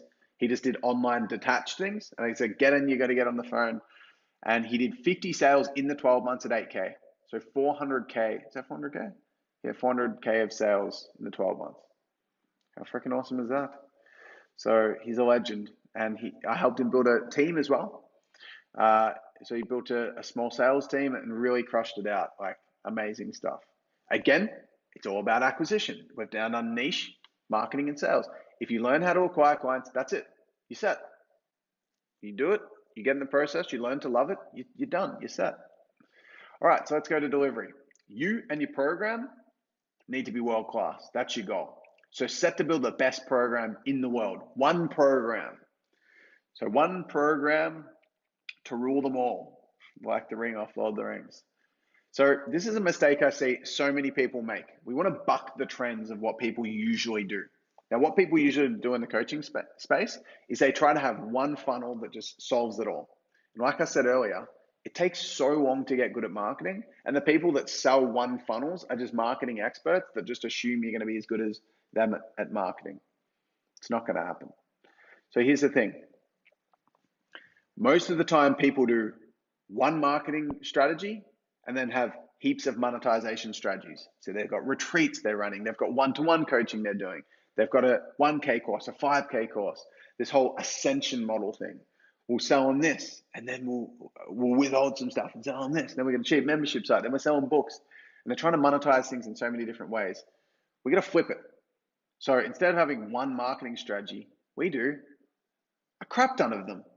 And we have one monetization strategy, one program that you set to be the best in the world.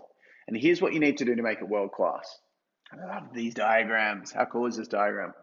So why would you want to have a world-class program? Premium, between $1,000 and $10,000 usually, but it can be more. 3 reasons.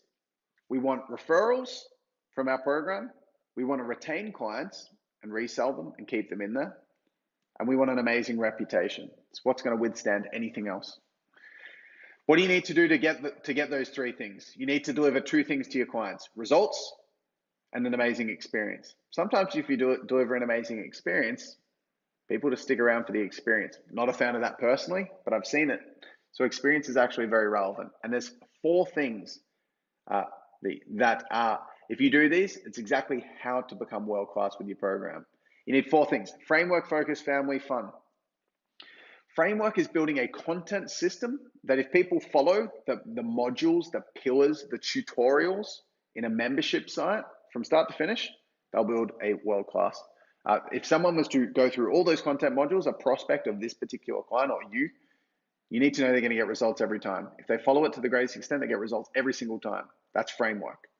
It involves theory-based tutorials, resources and templates, worksheets, and then tutorials, screen recording, filling in the worksheets, or how to use the templates, or how to use the resources. Then focus, which comes in 2 forms: getting clients focused and keeping them focused. Vision, goal setting, custom plan, keeping them focused, support, accountability, retweaking and re-energizing, keeping them on track. So these are the 2 things that relate most to results. And most people struggle, and they'll do macro focus, but they don't do micro focus very well. So they'll get them focused, but they struggle to keep them focused. They struggle to have the accountability, and that's the biggest opportunity in the coaching space. For you to go the extra mile for your clients and keep them focused, hold them accountable.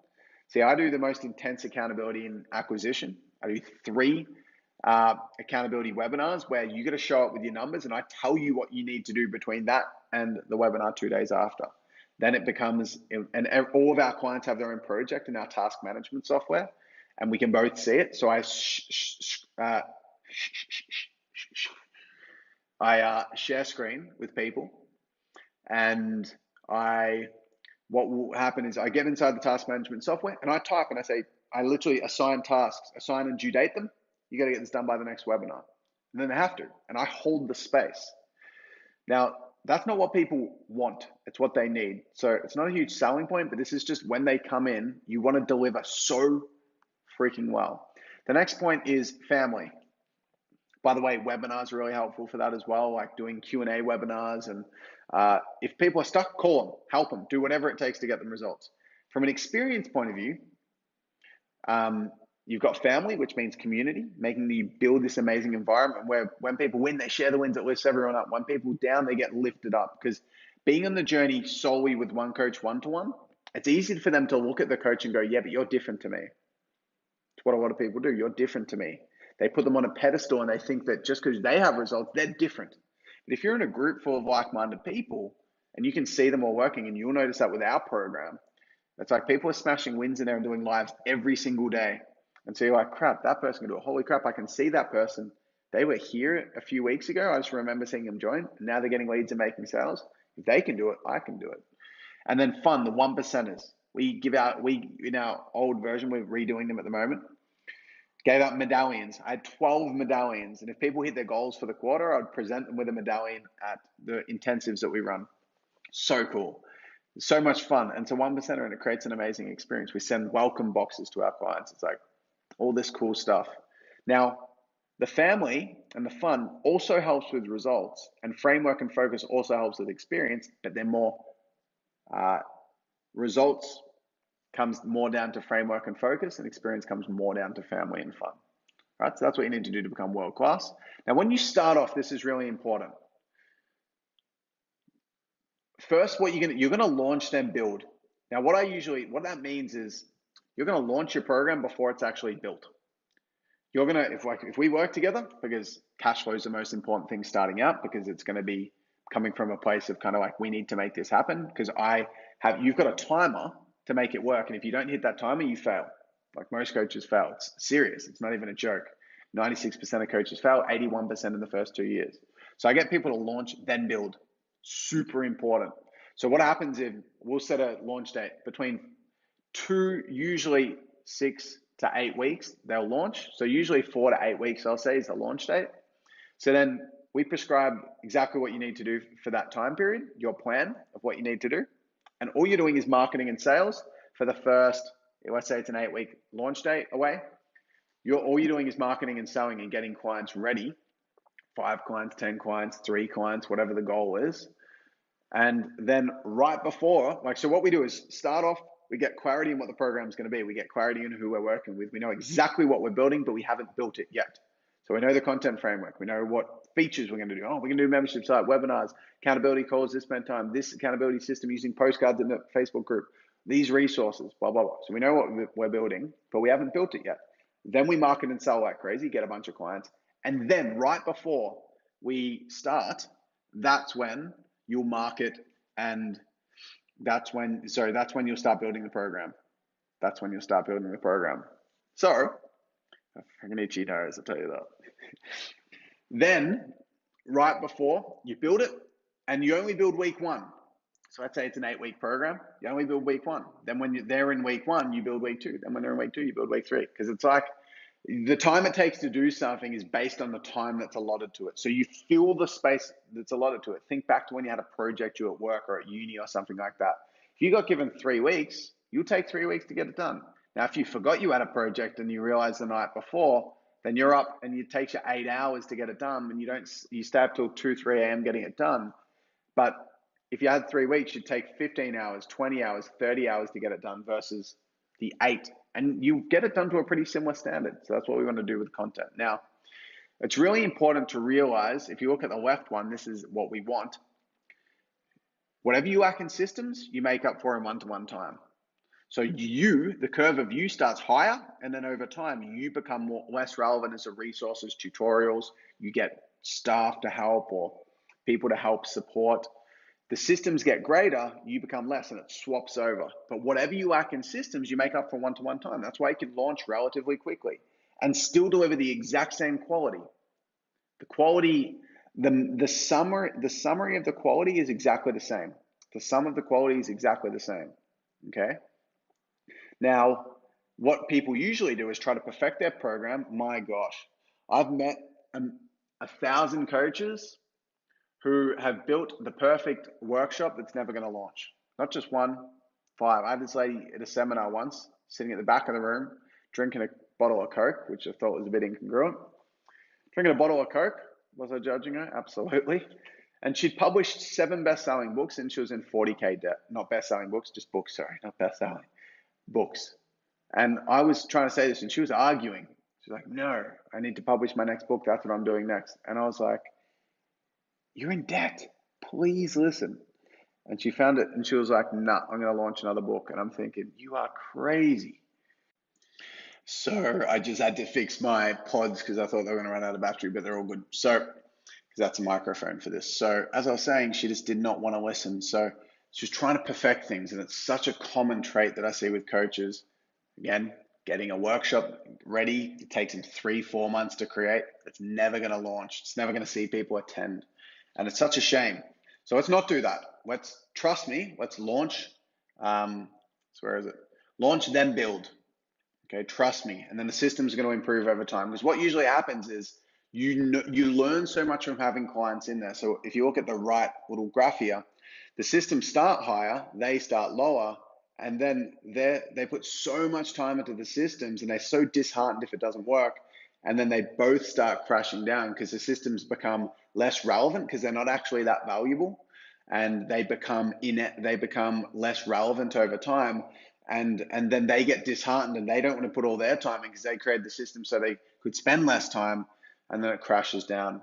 Whereas with me, like I whipped my first one together and I've recreated it 9 times, like I said, our program, which is just crazy, but that's because I rough it out. Like this presentation was, I wouldn't say roughed out, but I could have spent a lot more time on it, but I kind of smashed it out, and I know how valuable it is, and I'll iterate it and I'll keep tweaking it over time.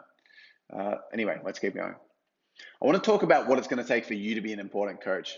So pyramid of proficiency. I spoke about problem promise proficiency from a niche perspective. So just so you know, proficiency, this is proficiency for you as a coach. So we've spoken about the program, framework, focus, family, fun. This is you. Now, what I've been debating with this for a long time, like, should I have let that person in? They don't seem like they've got the experience, or that person I know has got the experience, but they're lacking something. And so I came up with this really cool model talking about the 4 things that you need in order of importance from bottom to top in order to get your clients. I wouldn't say order of importance. It's like the 3 bottom ones are the foundation and the top's the least important, in my opinion. Pyramid of proficiency. So the bottom one's character, and that talks about capacity of self. Character. We spoke about character, right? That's character as you as a human being. You've got your shit together, excuse the French again, but you've just got your stuff together. Like, you can hold the space for clients from a coaching point of view, but also you're organized, you're practicing what you preach, you got yourself in a decent situation in life, like you just got character. The second one's embodiment of what you teach. So if you're a fitness coach, your fitness is off the chains. If you're a business coach, your business is doing well. Like, you're doing the things you're afraid to do in your business to be a role model for your clients. If you're a dating coach, then you're out there and you're approaching women, or the opposite, like you're a woman, you're out there, you're holding your boundaries. Like, if you're a relationship coach, you're getting the masculine feminine dynamics balanced in your relationship. You're serving your partner's love languages and their interpretation of what that love language means to them, etc., etc. The next one, devotion. And this is a trait or a quality that it doesn't matter how experienced you are, doesn't matter how old you are. This was my biggest strength starting out with this business. And what it means is how dedicated you are to getting clients' results. Like, how far will you go? What will you do? Like, are you obsessed with getting clients' results? Because I see a lot of experienced coaches, which is the last one, skills and experience. They might have been a coach for 8 years. They feel they've got this like strong external, they talk the talk, but they really struggle to walk the walk because their character's lacking. They've got a lot of shame and guilt around where they're at in their life, and they're lacking that authenticity just to be real with where they're at. And so they don't have the character, they don't have the embodiment, and the devotion lacks. So it's like skills and experience is still super relevant, but these three other ones are really important as well. I just want to make that really clear to you to realize that they've all got merit. So if you lack skills, that's okay. Make up for it with devotion. Upskill yourself. Be there more for your clients. Show up and improve your character. Do things you're afraid to do. Be courageous. Lean into your edges. Be vulnerable. Just lead by example as much as possible within your space.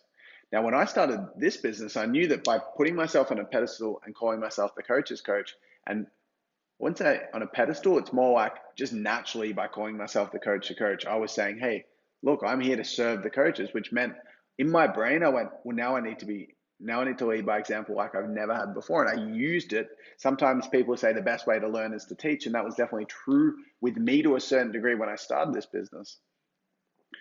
Even though I got my clients freaking amazing results right from the start, not all of them, but a good solid portion, because my devotion was massive, my embodiment was massive. I got to 7 figures in 10 months in this business by practicing what it is that I preach.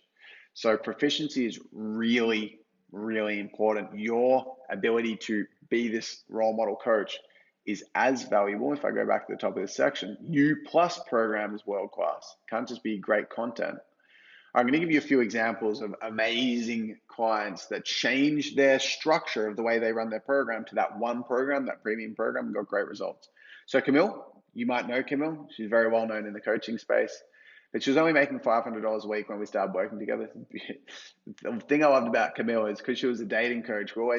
She was always teasing and giving the younger guys a bit of crap around the dinner table when we had retreats about how they're going in the bedroom and stuff. So really fun. And Camille's been doing some relationship coaching for myself and my partner as well recently. Like, she was one of my very first ever clients. I've been doing this for 5 years. So she had a $500 offer. I said 10x it. She took it to $5,000. She had a $200 offer. I took it, what was it? Yeah, to $2,000, and she went to averaging 5K weeks within 8 weeks.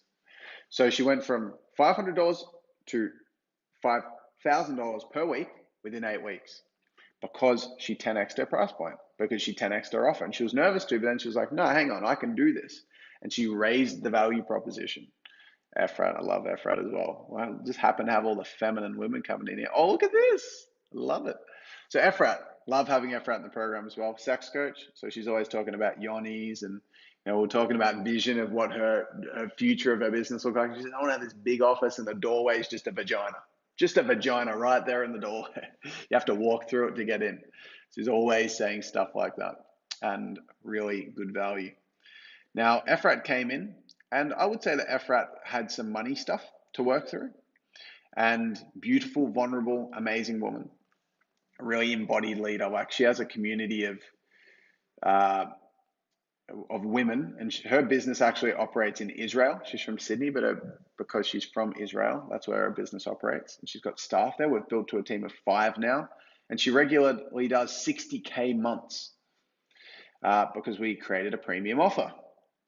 Nick, she launched a 10K program. Now, Nick's a Hay House author, beautiful soul, a really good friend of mine, and just a really beautiful person. And when she first joined the program, she had a 90K quarter to begin with. And I was just like, yeah, you did. She wants a 10K program, 90K quarter. How good is that? Legend. Again, it's all about acquisition. You master acquisition, we're set. That's it. Got to become masters of acquisition. And the delivery is a huge part of that. Character, you're on the clock. 81% of coaches fail within 2 years. 15% fail in the 8 years after, meaning in the first 10 years. 96% fail. 4% survive. Actually, that's 3% that survive, and 1% thrive. Typo. 1% thrive, meaning 3% can 4% do survive in total. But of that 4%, 1% thrive, meaning their business is doing something that's actually like they've got freedom. They're not just doing small numbers. They actually have a really thriving business. And 81% of coaches fail within the 2 years. Now, the thing to note here is that this is difficult to make it work. Like, I'm going to go through this coaching roller coaster in a sec, but it's not just you do this coaching business and no one's impacted. There's one of two sacrifices that need to be made initially. You need to choose to sacrifice primarily your time and energy or your money. Like, listen really carefully to this. You need to sacrifice time and energy or money and security. Time and energy or money and security. One of the two. That's the primary. You got to sacrifice time and money, but time and energy or money and security needs to be one of the most primary to get your business off the ground. Now, you can't just go into the space, be sacrificing time and energy, because what that means is if you choose to sacrifice time and energy, that means you keep your full-time job because you want to hold on to your money and stay safe, so to speak, secure. And so you hold a full-time job, but then you're sacrificing time and energy because you're having to work outside hours and you're juggling both. And you got to sacrifice other things in your life which renew you and give you energy, which is not sustainable. So you're on the clock. Starting this business right from the beginning, you have to master acquisition as quickly as possible, or you will not succeed with it. You will not succeed with this business, which sucks to say. That's why I do this is why I run this thing. So it's just, you got to realize that it's not just something to play around with. You can't just dawdle at the start. Like, you're on the clock. You need to be like, okay, if I'm starting this, I'm going to go hard. So I'll give you an example actually while we're here of someone that did this well. I'm going to seed a bunch of stuff here back. There you go. Hey, Alicia. So she went from scratch to 7 figures and 9 staff. Now, Alicia is a beautiful soul. Christian lady, Christian family, beautiful mum. James, her partner. When she joined, actually, James said she shouldn't join. They'd already made a decision before chatting with me about the program that they weren't going to do it. But I allowed her to see how that was holding her back because she'd been in business for 15 years and was in debt with it for a reason. So she joined. And now James works for her, which is amazing. They've got 9 staff and she has a 7-figure business. Pretty amazing, right? So the reason I want to mention her is because she launched 11 campaigns in the first month. But she didn't want to sacrifice being a mum. She was still running a previous business that was struggling. She didn't want to sacrifice being a mum. So she worked only after 9 p.m. at night. So she didn't sacrifice money and security. She kept her other business. She kept herself safe, so to speak.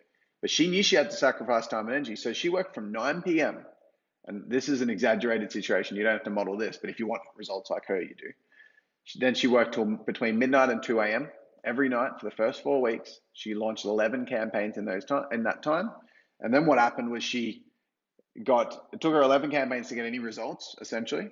But after she got results, she took her whole 5th week off work, made 10 sales at 2K, which is a pretty cheap price point, but whatevs. Made 20 grand in her 5th week in the program. But she didn't just go in and be like, yeah, you know what, I'm just going to see how I go, do a campaign here and there. And people have come in and do that in the past. They just don't get very good results. So I just wanted to mention that as what I mean. Like, don't come into dawdle. Come into like properly have a crack, all right? Because you are on the clock. Now, I want to talk about this model called the coaching roller coaster. There's 6 steps on the coaching roller. Right? There used to be 7, but I took one out because I thought it was a little bit irrelevant. And this is the perfect representation of what happens with every client that comes through. It's going to happen with you, so it's worth listening in and just going, holy crap, I'm going to go through that, I'm going to go through that, I'm going to go through that. Now, the reason I want to pre-frame this is because it's all to do with your character and how you're going to fare intangibly on the journey.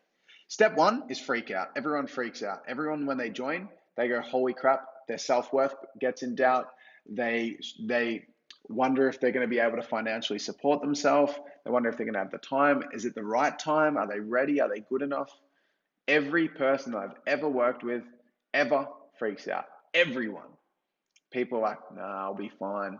Then when it actually comes time to walk the walk and all the things they've been putting off doing, because if they were doing everything they need to do, they wouldn't even need my help, right? And our help, but they're in because they're not doing that stuff. So those things that they've been putting off that are reflect something for their internal growth, come out and they freak out. Every single person, always happens. Okay. The second step is that your finances go backwards. Now, that can be anywhere up to 10K. Usually not that much, but anywhere up to 10K.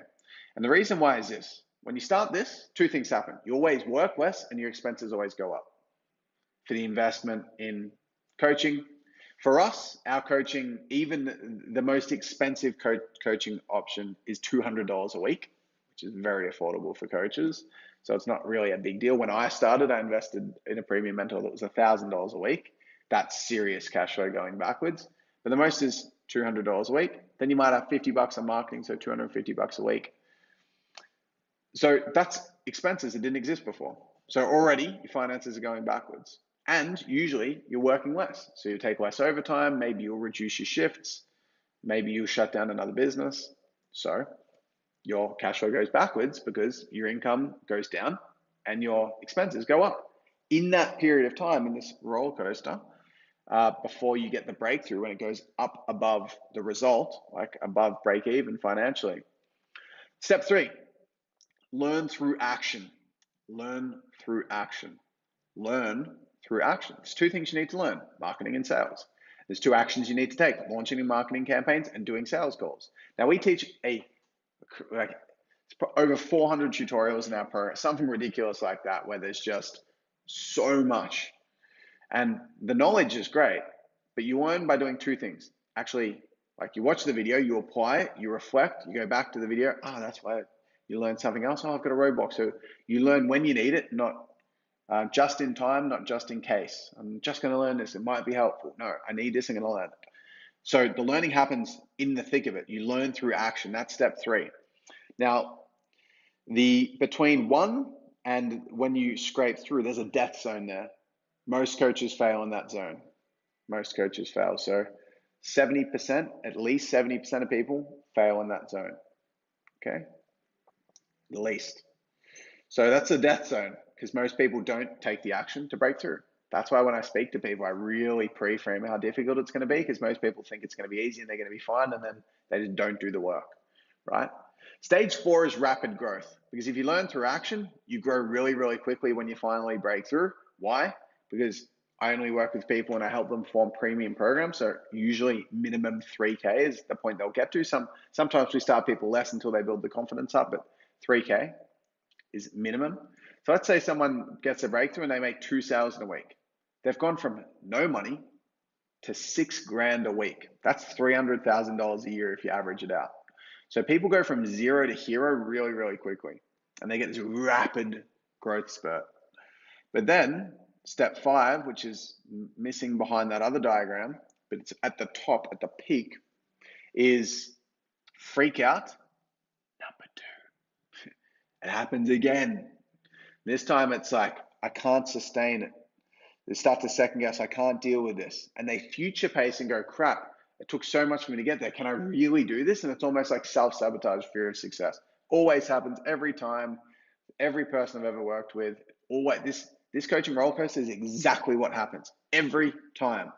Happened to Alicia, happens to every case study you've seen have done this every time. And there's a huge death zone there, because what happens is, if you look at the top, there's 3 phases. They're called the 3 coaching phases, and they work parallel to the coaching roller coaster. 3 coaching phases.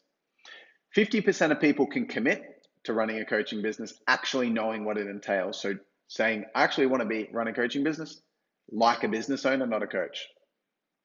Half can do that, half can't. When half know what involved, they're like, yeah, actually, I want to be able to do that, but I can't.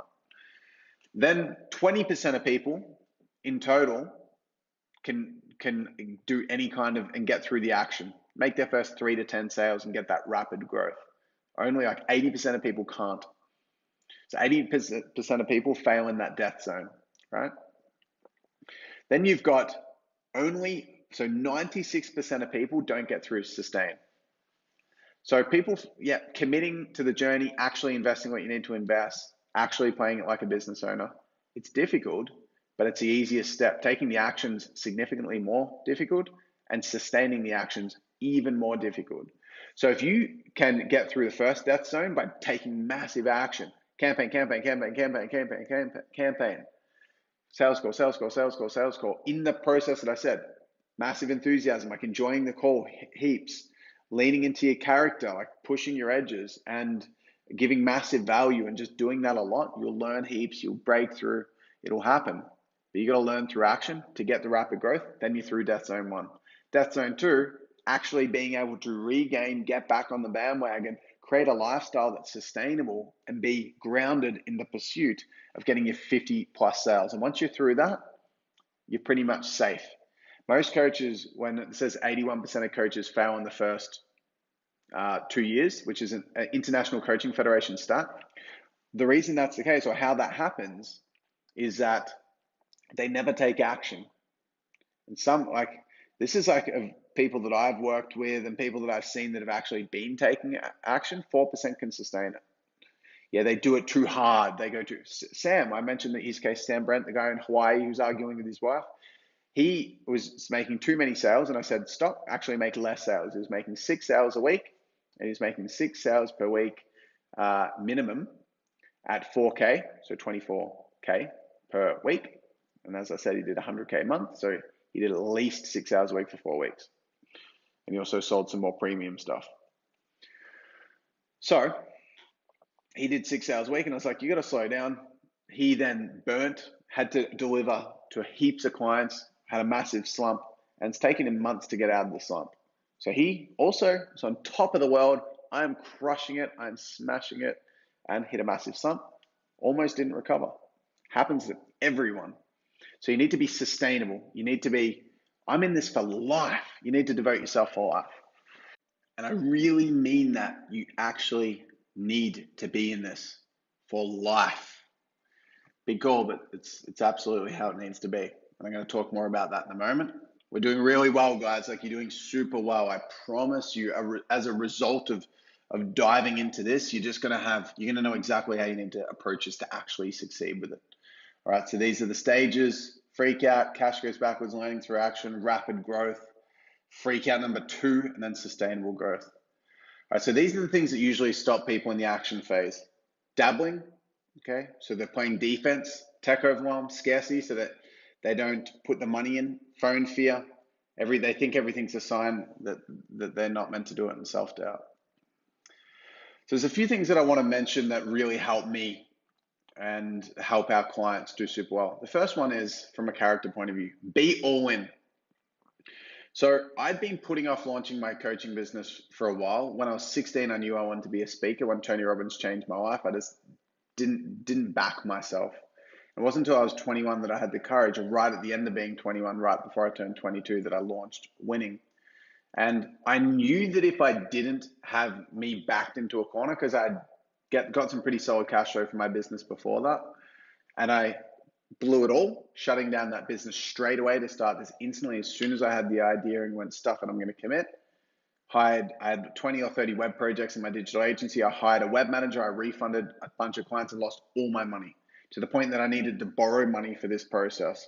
So I invested 55 grand in my first mentor and made it a must. I essentially got backed into a corner, which is why I've got this $1 million baby thing. Like, when you're backed into a corner, you got to fight your way out. And that's what I needed. I knew that I needed that. And so I put 5K deposit. I had to borrow money for that. And then it was $1,000 a week coming out of my account. It was pressure. But I knew that if I did that, we always survive. Whether we got to live off for $1 a day or $1,000 a day, we always find a way. If we don't have money for rent, we find money for rent. Like, we always find a way. And I knew that I'd find a way. And so I invested 55K in my first mentor. And the moment that I did that, I made 5K in my first week, 5K in my second week, 16K in my third week. I never made less than 5K in a week. And I made 7 figures in my first 10 months. And I went from struggling big time before that to breakthrough. But because I made that investment, it raised my standards. I was all in. I had to fight my way out. And I used to have the same thing with my clients. It used to be a $500 a week investment. So it was $27,500 to $27,500 to join our program. So it was a 5K deposit and $500 a week plus GST. and now it's $200 is the most expensive that can be. Most people get approved for finance. It's like $50 a week, which I don't really like. So if someone does get approved for finance and they're only paying $50 per week, it's like I just make them spend more on ads so they feel the pinch. Like you want to put yourself in a position where you actually want to feel the pinch. Become a humble servant. I love this principle. If there's anyone that I look up to in the world, like my biggest mentor at the moment in the world, not directly but indirectly through through this person's content, is Jay Shetty. He's such a beautiful human being, and because I do a lot of spiritual development, I love him so much, and because he's so pure, he's such a beautiful being, and everyone is. He's just raised his consciousness so much that he just vibrates at such a high level, and he's just so beautiful. And so he shared this metaphor with me, which just made so much sense when he was being interviewed on, and he was talking about this beautiful concept of how you can either work with or against the universe. And he uses such a crazy example, and he was essentially saying, if you think about the elements in the world, you got water, you've got fire, like you've got trees, you've got all these beautiful aspects to the planet, your Earth, that give unconditionally. Like they give and expect nothing in return. If you think about it, it's pretty funny. Imagine like you go to drink some fresh water out of a stream in the forest, and it just like puts a bunch of water out and puts its hand out, or it just spits out an invoice. That'll be $5, thank you. Like doesn't happen. This is unconditional. Or a tree doesn't like filter the air and then walks past and just be like, can you scratch my bark? Or like put a branch down and with an invoice sitting on it. Thank you. That'll just be $2. I filtered some air for you to have fresh oxygen. Like the fire doesn't put its flame out and give us again, spit out an invoice and say, pay me. It just gives unconditionally, and the universe is giving unconditionally. Now, I find that really like this, I found it so inspiring because what he essentially said was, if the universe is giving unconditionally, then you can either work with it and give unconditionally as well, or if you are giving conditionally and you're looking at greed and coming from your ego, which is a part of us, it always will be. But if you're coming from a place where you have desire that's stronger than your heart, then you're working against the universe. And yeah, you can willpower your way through, but by gosh, it's going to be taxing. So when your service is genuinely your chief aim, you'll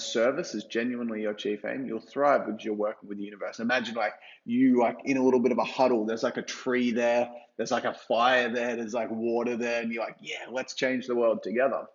So become a humble servant. And that was the only way that I was able to have the confidence to start what I did. I said, I'm going to raise $1 billion for charity.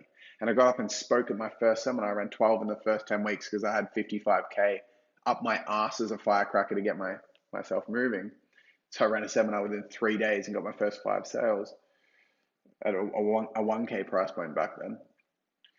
But when I started that, it was like I was genuinely there to serve. And it was the only way by taking the spotlight off me and putting it on all the lives I wanted to change, all the services I wanted to support, it was the only way I could warrant being so much in the spotlight because I was so nervous back then. So become a humble servant. Get on the offensive. Now, very simple metaphor. If you're in a war, see your coaching business like a war. It's a bit of more of a graphic example, but it's very accurate as well. It's a great metaphor. When you're in a coaching business, 96% of people fail, right? Like you've got a 4% chance of surviving, 1% chance of thriving. Just imagine 100 amazing, brilliant. Some people have been ex-military Marines. You've got some people in that coaching room that have experience from being wheelchair bound and learning about it. You've got some people that have PhDs in areas, athletes. There's these amazing human beings, like people that have been hyper successful in business and in their careers, and then they go, now I want to coach. Of 100 people in that room, all these amazing people, I find it intimidating when I see all those people. I go to events because I'm thinking, look how amazing everyone is. and you look at 99 people get escorted out of the room, one person's left out of 100. That's the stats. So it is brutal, but let's say metaphorically you're in a war. If you're in the trenches, which is where you are before you really commit, if I go back to that, this commitment here, which is what leads to freak out is stage one. When you get to that point, you've just committed. That's the equivalent of getting out of your trenches. You're now in the open. You have the enemy shooting, like you're vulnerable. And because you've said, I'm going to do it. And remember, you're sacrificing time and energy, but more time or energy or more money and security gets sacrificed to begin with. Let's say you're sacrificing money and security. I always say to our clients, you need to know your deadline. You need to know how long you have until you run out of savings, until you run out of credit, because a lot of people start in debt. And if that's what you're going to do, start your business, so be it. It's your journey, your call. But it's astounding the amount of people that start in massive debt. So they start in massive debt. They've only got, let's say, 5K of credit. And then they're just, like I said, coasting on the journey. And they're just out in no man's land. They've come out of the trenches. They have the enemy shooting. They're vulnerable now because cash is depreciating and it's diminishing. And they're not putting any money forward. They're not investing in ads. They're not putting money forward to be able to get on the offensive and actually make some sales and get themselves into the green. That's the equivalent of jumping out into the open, just standing there. Like, you're going to get shot relatively quickly. And if your deadline's like 3 months, let's say you've got your expenses are $1,000 a week, you got 5K. That's like 4 weeks. So like, let's say you got 10K and because from a coaching perspective, if you're getting leads for $10 or $5, let's say you're getting leads for $10 and you got $2,000, that's 200 leads. And you can't generate 200 leads and not make a sale if you're really devoting yourself. So it's really important that you get on the offensive. You actually push forward. You invest in that. You're marketing, you're selling, etc., and you're pushing yourself forward so you can get through to enemy lines. Actually plant your flag in and say, now I've got a successful coaching business. The time is ticking. And the thing that makes the difference is client acquisition. If you know how to acquire clients, you're set. Because the offensive means I acquire clients. Cash flow is coming my way, I'm set. And in the early days, even though we don't want to have that greed or desire focus, it's just survival. It's like Maslow's hierarchy of needs. Survival and safety is number one. Tony Robbins' human needs, even though he doesn't order them, certainty is always the first thing that people will go back to. If they're not certain, nothing else matters. So you've got to have yourself set before you can help other people. Your oxygen mask before you help the kids on a plane. So you've got to be on the offensive. The next one I mentioned earlier, don't be a tight ass.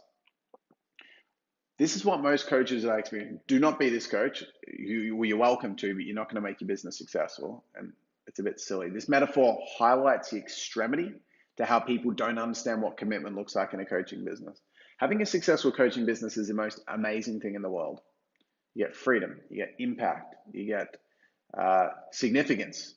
You get this beautiful ability to make change and share your passions. It's like the most incredible thing. You get to change lives and have a freedom lifestyle. Like, it's incredible. Like, it's legitimately amazing. Most people don't play business like a business owner though. So they come in and they want to grow their coaching business like a coach. Well, if you don't acquire clients and know how to do the business side of, things, this is part of the character, knowing that you are going to show up and do what's required to make it work, then unfortunately, you'll fail. You'll fall into the 96% of coaches who fail because they don't know how to acquire clients. They don't know how to play business like a business owner. So imagine this, metaphorically speaking, if we just look at business and career, coaching is just like the top of the mountain. If you go cars, Lamborghini's top of the mountain. Well, it's not top, it's very high up there, right? And by the way, I don't even care about Lamborghinis, it's just a good metaphor. Imagine if you wanted a Lamborghini, you walked into a Lamborghini dealer and you said to the dealer, okay, cool, I'll take that one. And the dealer's like, great, let's go do the paperwork and go over there. And the dealer's like, yeah, sweet, this is going to be amazing. Like, so excited for you. And he's like, okay, cool. So, uh, it's a beautiful car. How are you going to pay for it? And then the guy that walked into, or the girl that walked into the store was like, $859,000? Oh, I don't have that. And they're like, how much you got? Oh, I got 10 grand. It's like, what are you doing? But as extreme as this sounds, and I don't want to come across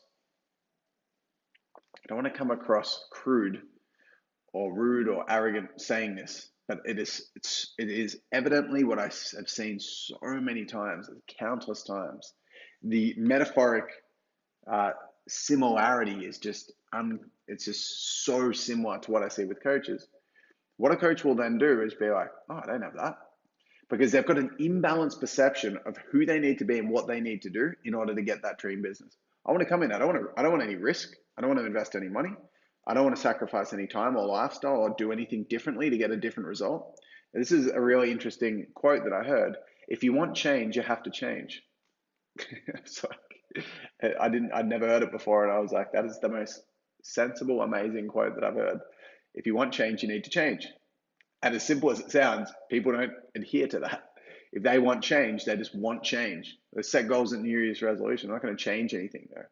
Oh, I want to achieve this in my business, but nothing changes to achieve that change. And so there's an imbalanced perception. I want this, but I'm willing to give this. I want an $800,000 car. Here's 10 grand. How much have you spent on ads so far?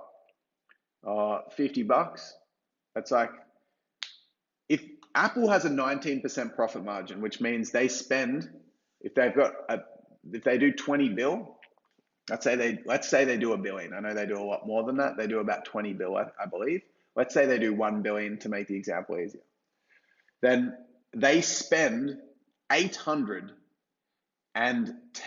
million in order to make $190 million. They spend 800. So that'd be like if the coaching business had the same margins as Apple.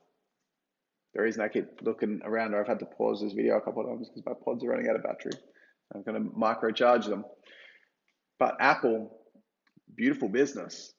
And if your coaching business had the same margins, that means if you wanted to make $100,000, you have to invest 81,000. If you want to make $1 million, you need to invest 810,000. But in coaching, you can have really good margins when you start. And as you grow, 50% margins are fantastic. So let's say, for example, you want to make $1 million. From a marketing perspective, you have to invest minimum 10%. Minimum. You have to be willing to go to 20% of what your course price is to make a sale. So imagine you're walking down the street. You see this crazy looking ATM thing that says there's shining lights and everything. You walk over to it and you're like, what is this? No one else seems to notice it. It's like some gypsy thing. You go over to it and it says, whatever you put in, I'll give you 10 times back. So you're like, this is a scam. You look around and you're like, what the hell? You get your wallet out, and you're like, I actually have some cash. I don't often have cash. Get a 50 out, and you're like, all right. You're like hesitantly putting it in, and you put it in, and it spits $500 out, and you're like, what the?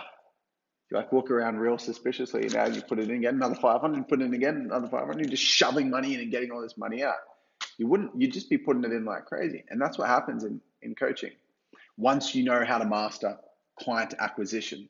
But usually what happens is a coach will go, they were the worst ad on earth. And then they're like, why am I making 6 figures? This is $50. If you want to make 6 figures and you haven't invested 10 grand in ads, you can't expect to get anywhere close to that. So ask yourself, what is your goal and what's 10% of it? And have you invested it? In ads? I know the answer is no. But that's the equivalent of someone going into a Lamborghini dealer. If you've spent $50 and you want to make $100,000, that's like 0.005% or whatever it is. 0.5%. $50, $100 is 1 in 1,000. Sorry, 1 in 100. So 1% is $100. Oh wait, no.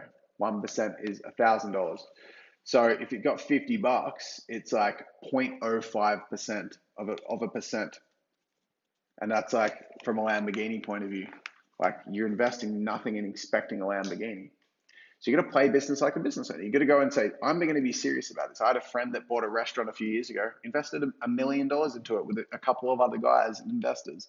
They put $1 million in altogether. They hope to break even with this cafe, restaurant, bar for over a period of 3 years. They just want to break even. They invest $1 million so they can break even in 3 years and then start profiting big.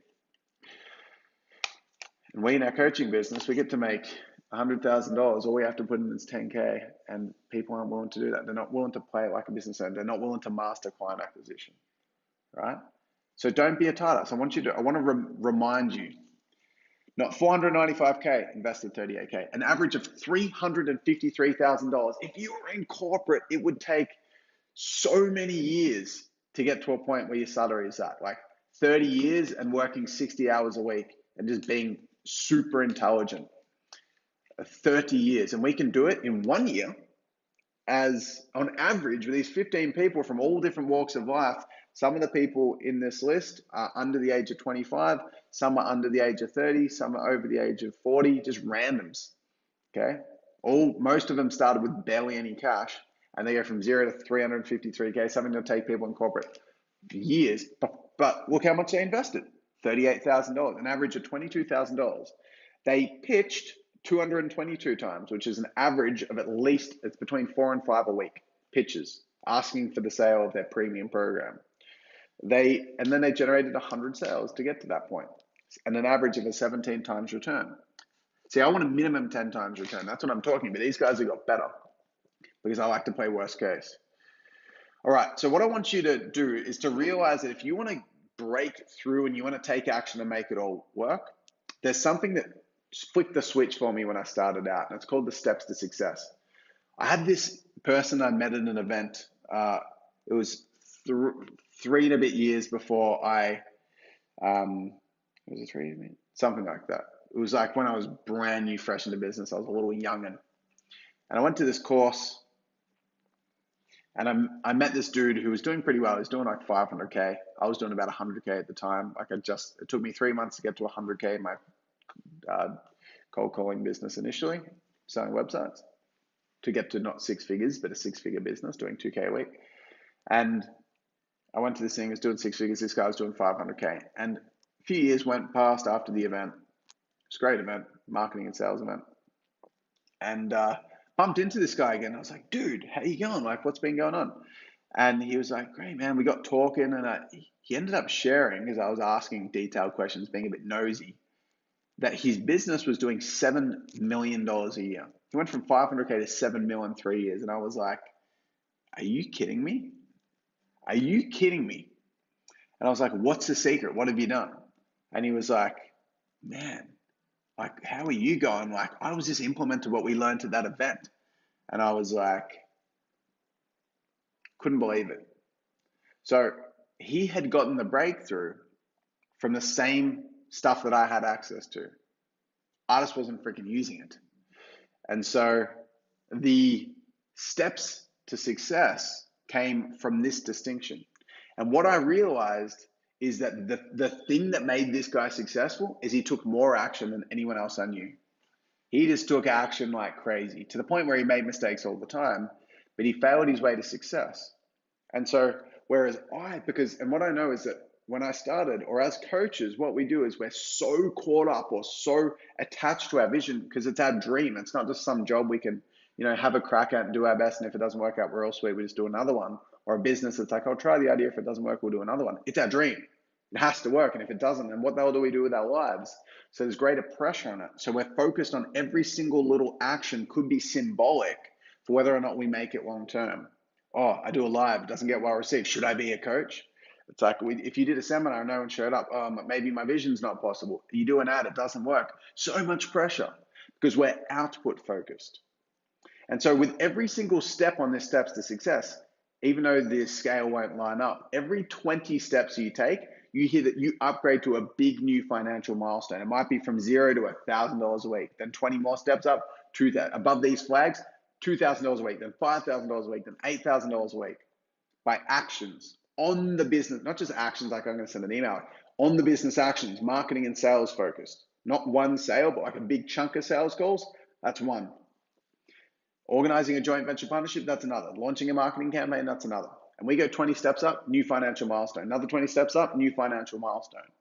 But the thing is, hovering above every step is a negative or a positive. Either an action that pays off or an action that doesn't. An action that pays off, an action that doesn't. But the thing is, this stairs, it doesn't matter whether there's a positive or negative. All it has is the flags. So on the up, if you zoom in and look at this graph, on the up, you've got the action. And then most of the time, I would put my foot up and go, oh, I'm going to take action and do this. And it has to work out. And if it doesn't, again, I second guess everything because I'm associated to the result or the output focus. Look at this person on step 3. The other person's flying up. That's an actioneer, a ninja, input focused. So the thing that made a huge distinction for me is instead of caring about a result, all I did was care about progress. That's what I switched. Every time I took action, I completely detached. And I said, all I'm going to do is out action everyone, which was a little bit of comparison, whatever, back in the day. But I was just like, I'm just going to take more action. I'm just going to take massive action. That's how I'm going to judge myself. I'm going to based on my actions, not the result, completely detached.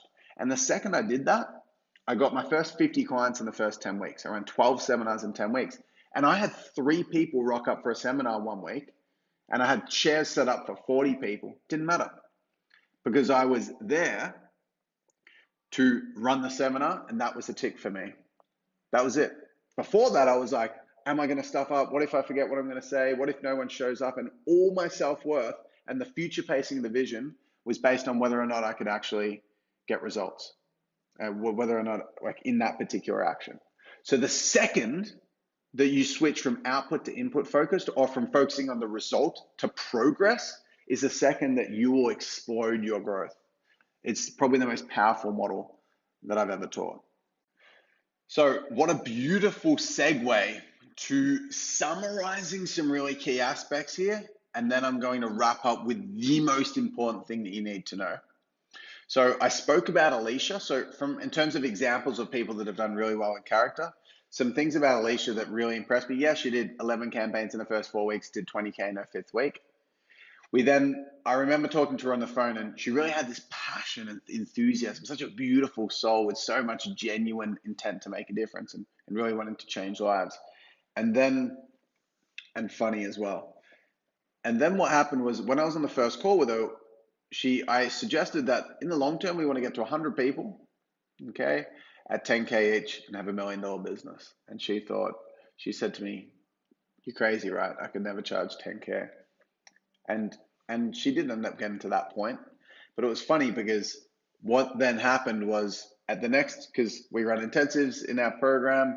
And so 4 events a year where we get together, and it's really amazing. And so at each event, I would set different goals for her and targets. And she'd always come up and ask me extra questions and stuff. And she said, what do I need to do? And I said, just launch campaigns until you break through. She did that. And then we get to the next intensive. And she's like, what do I do now to get to the next stage? And I said, if you really want to, I was like, how hard do you want to go? And she's like, I want to give this everything. And I was like, okay, pitch 12 times per week between now and the next quarter.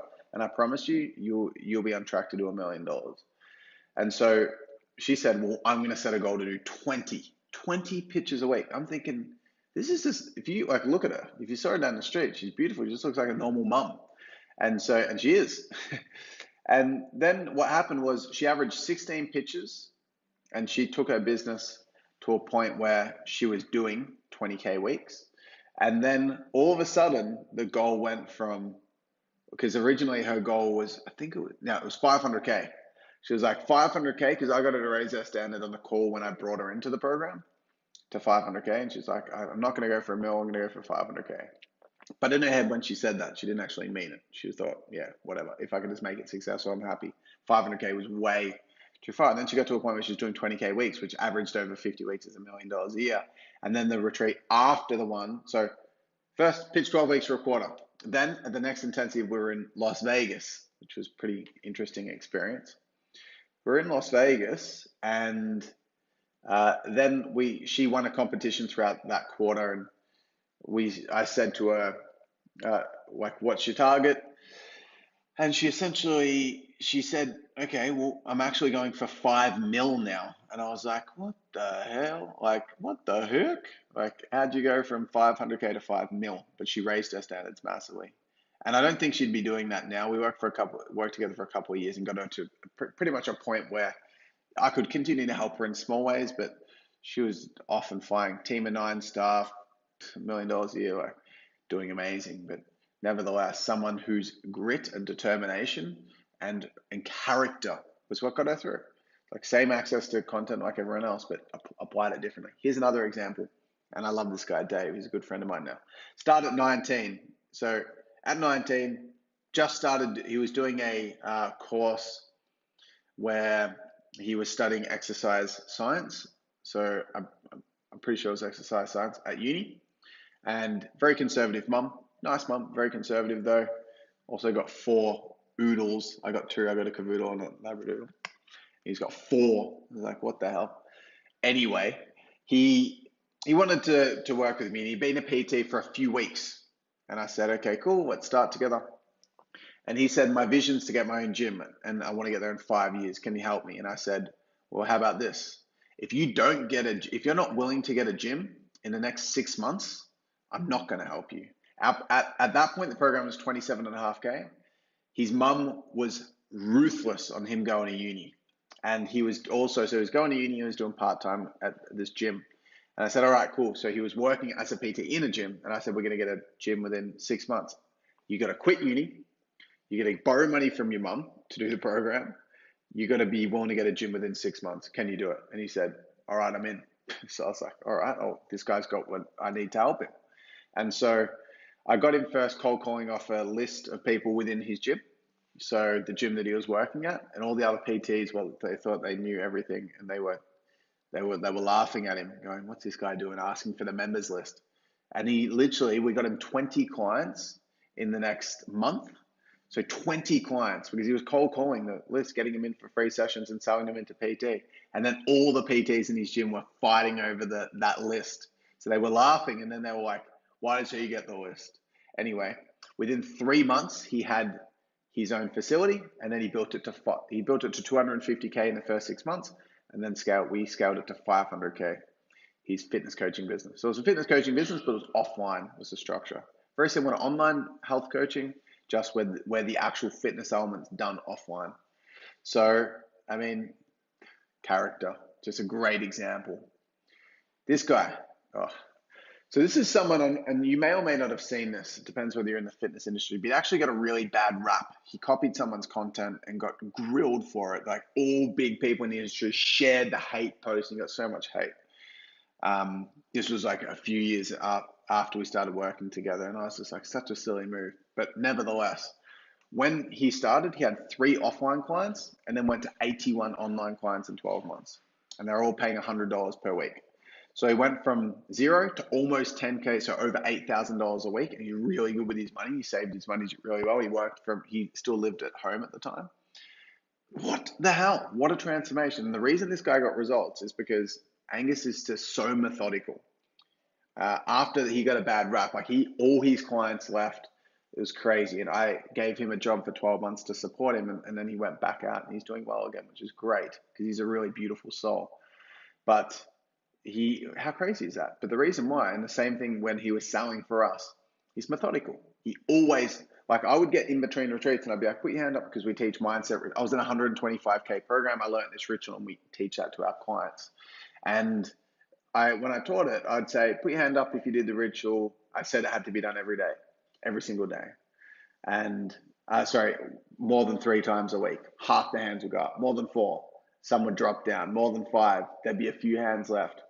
More than 6, the only person more than 6 was him. He literally did every single day. He never missed a day. He was so methodical. His character was absolutely phenomenal. And that was why, because whatever I said to do, he just did it. He launched at least 50, probably would have been more 80 campaigns over the first 12 months. He would just get on the phone, do the work, and he would do it, and he'd finish at 4:30 p.m. So it'd start at whatever time in the morning, finish at 4:30 p.m. and just watch cartoons at night. It's pretty funny, but he just did the work. So it's just goes to show his character was awesome. And this guy's a great example as well. Simon is such a funny one because I run intensives all the time for our clients, every quarter. And I ran one called the Spiritual Intensive, which was just my favorite intensive that I've ever run. And Simon was the sort of guy that he was like, I don't care about anything. All I want success. That's it. I don't care if I got to sacrifice myself. I don't care if I got to hate it. And that's very similar to someone else I know. I used to be like that years ago, and it killed me long term. And so I'm sharing all these concepts that just go completely against him. He's hashing it out with me in front of the audience, like having full debates, not like aggressive, like he just can't wrap his head around these concepts. And so bottom line of the reason I put him in there is because he just was super resilient, pushed through 8 months in until he struggled for 8 months. And then in the ninth month, he did 80K. So he made 19 sales at 5K. And he got them all approved because he runs an accounting thing. All approved. $80,000 in the bank in 1 month. And he's doing amazing now. But he's a different human being. Like, side note, and this is a what you need, not a what you want thing, but he's like spiritually developed. Like, he's not like super spiritual, but he meditates and he cares about fulfillment as his chief aim. So that's a proud mentor moment for me. So it's a really beautiful note to kind of summarize and finish out. 80K a month, like cash, amazing. So anyway, guys, we're through. We did it. Well done. Amazing. Really important message to finish off, and make sure that you don't go without hearing this. All that matters to begin with is your ability to master acquisition. And the reason why is because 99%, again, you're at a seminar, 100 amazing coaches, 99 have scored it out, one person remains with a business that thrives. You've got character and niche, super important. But market, sell, deliver is what propels the engine of your business. And so you've got a timeline, you've got all the stats against you, but if you do the work, you'll make it happen. And whether you do it through us, like if you can do the work outside us, mate, I'll give you a gold medal. I'd probably pay you because even people inside our process struggle. But just please be the role model, the shining light, the North Star for other coaches in the space, because most coaches just will never get there because they don't master client acquisition. They don't master acquisition. All you need to do is master marketing and sales to begin with. Market, sell, deliver. But the skills that are lacking are marketing and sales. And the character is the fundamental intangible flaw. That's something that everyone starts with the odds against them because there's so much pressure that's self-inflicted when our dream is on the line. And it's okay. So guys, such an honor to present this knowledge with you. I've spent 5 years gathering it, millions of dollars, at least $5 million gathering this literal cash because we've done 10 mil. Literal cash and starting this business, and it's an honor to pass this wisdom on to you, but please use it. Take this knowledge and use it. It's been an absolute honor, guys. I love you all to bits for taking the time and having the devotion to get through this, because this is, I expected to get this done early, but I usually surprise myself in a bad way going over time, but it was warranted. The thoroughness is definitely warranted. So high five to both of us for getting through. Love you heaps, and can't wait to be a part of your future. Big love.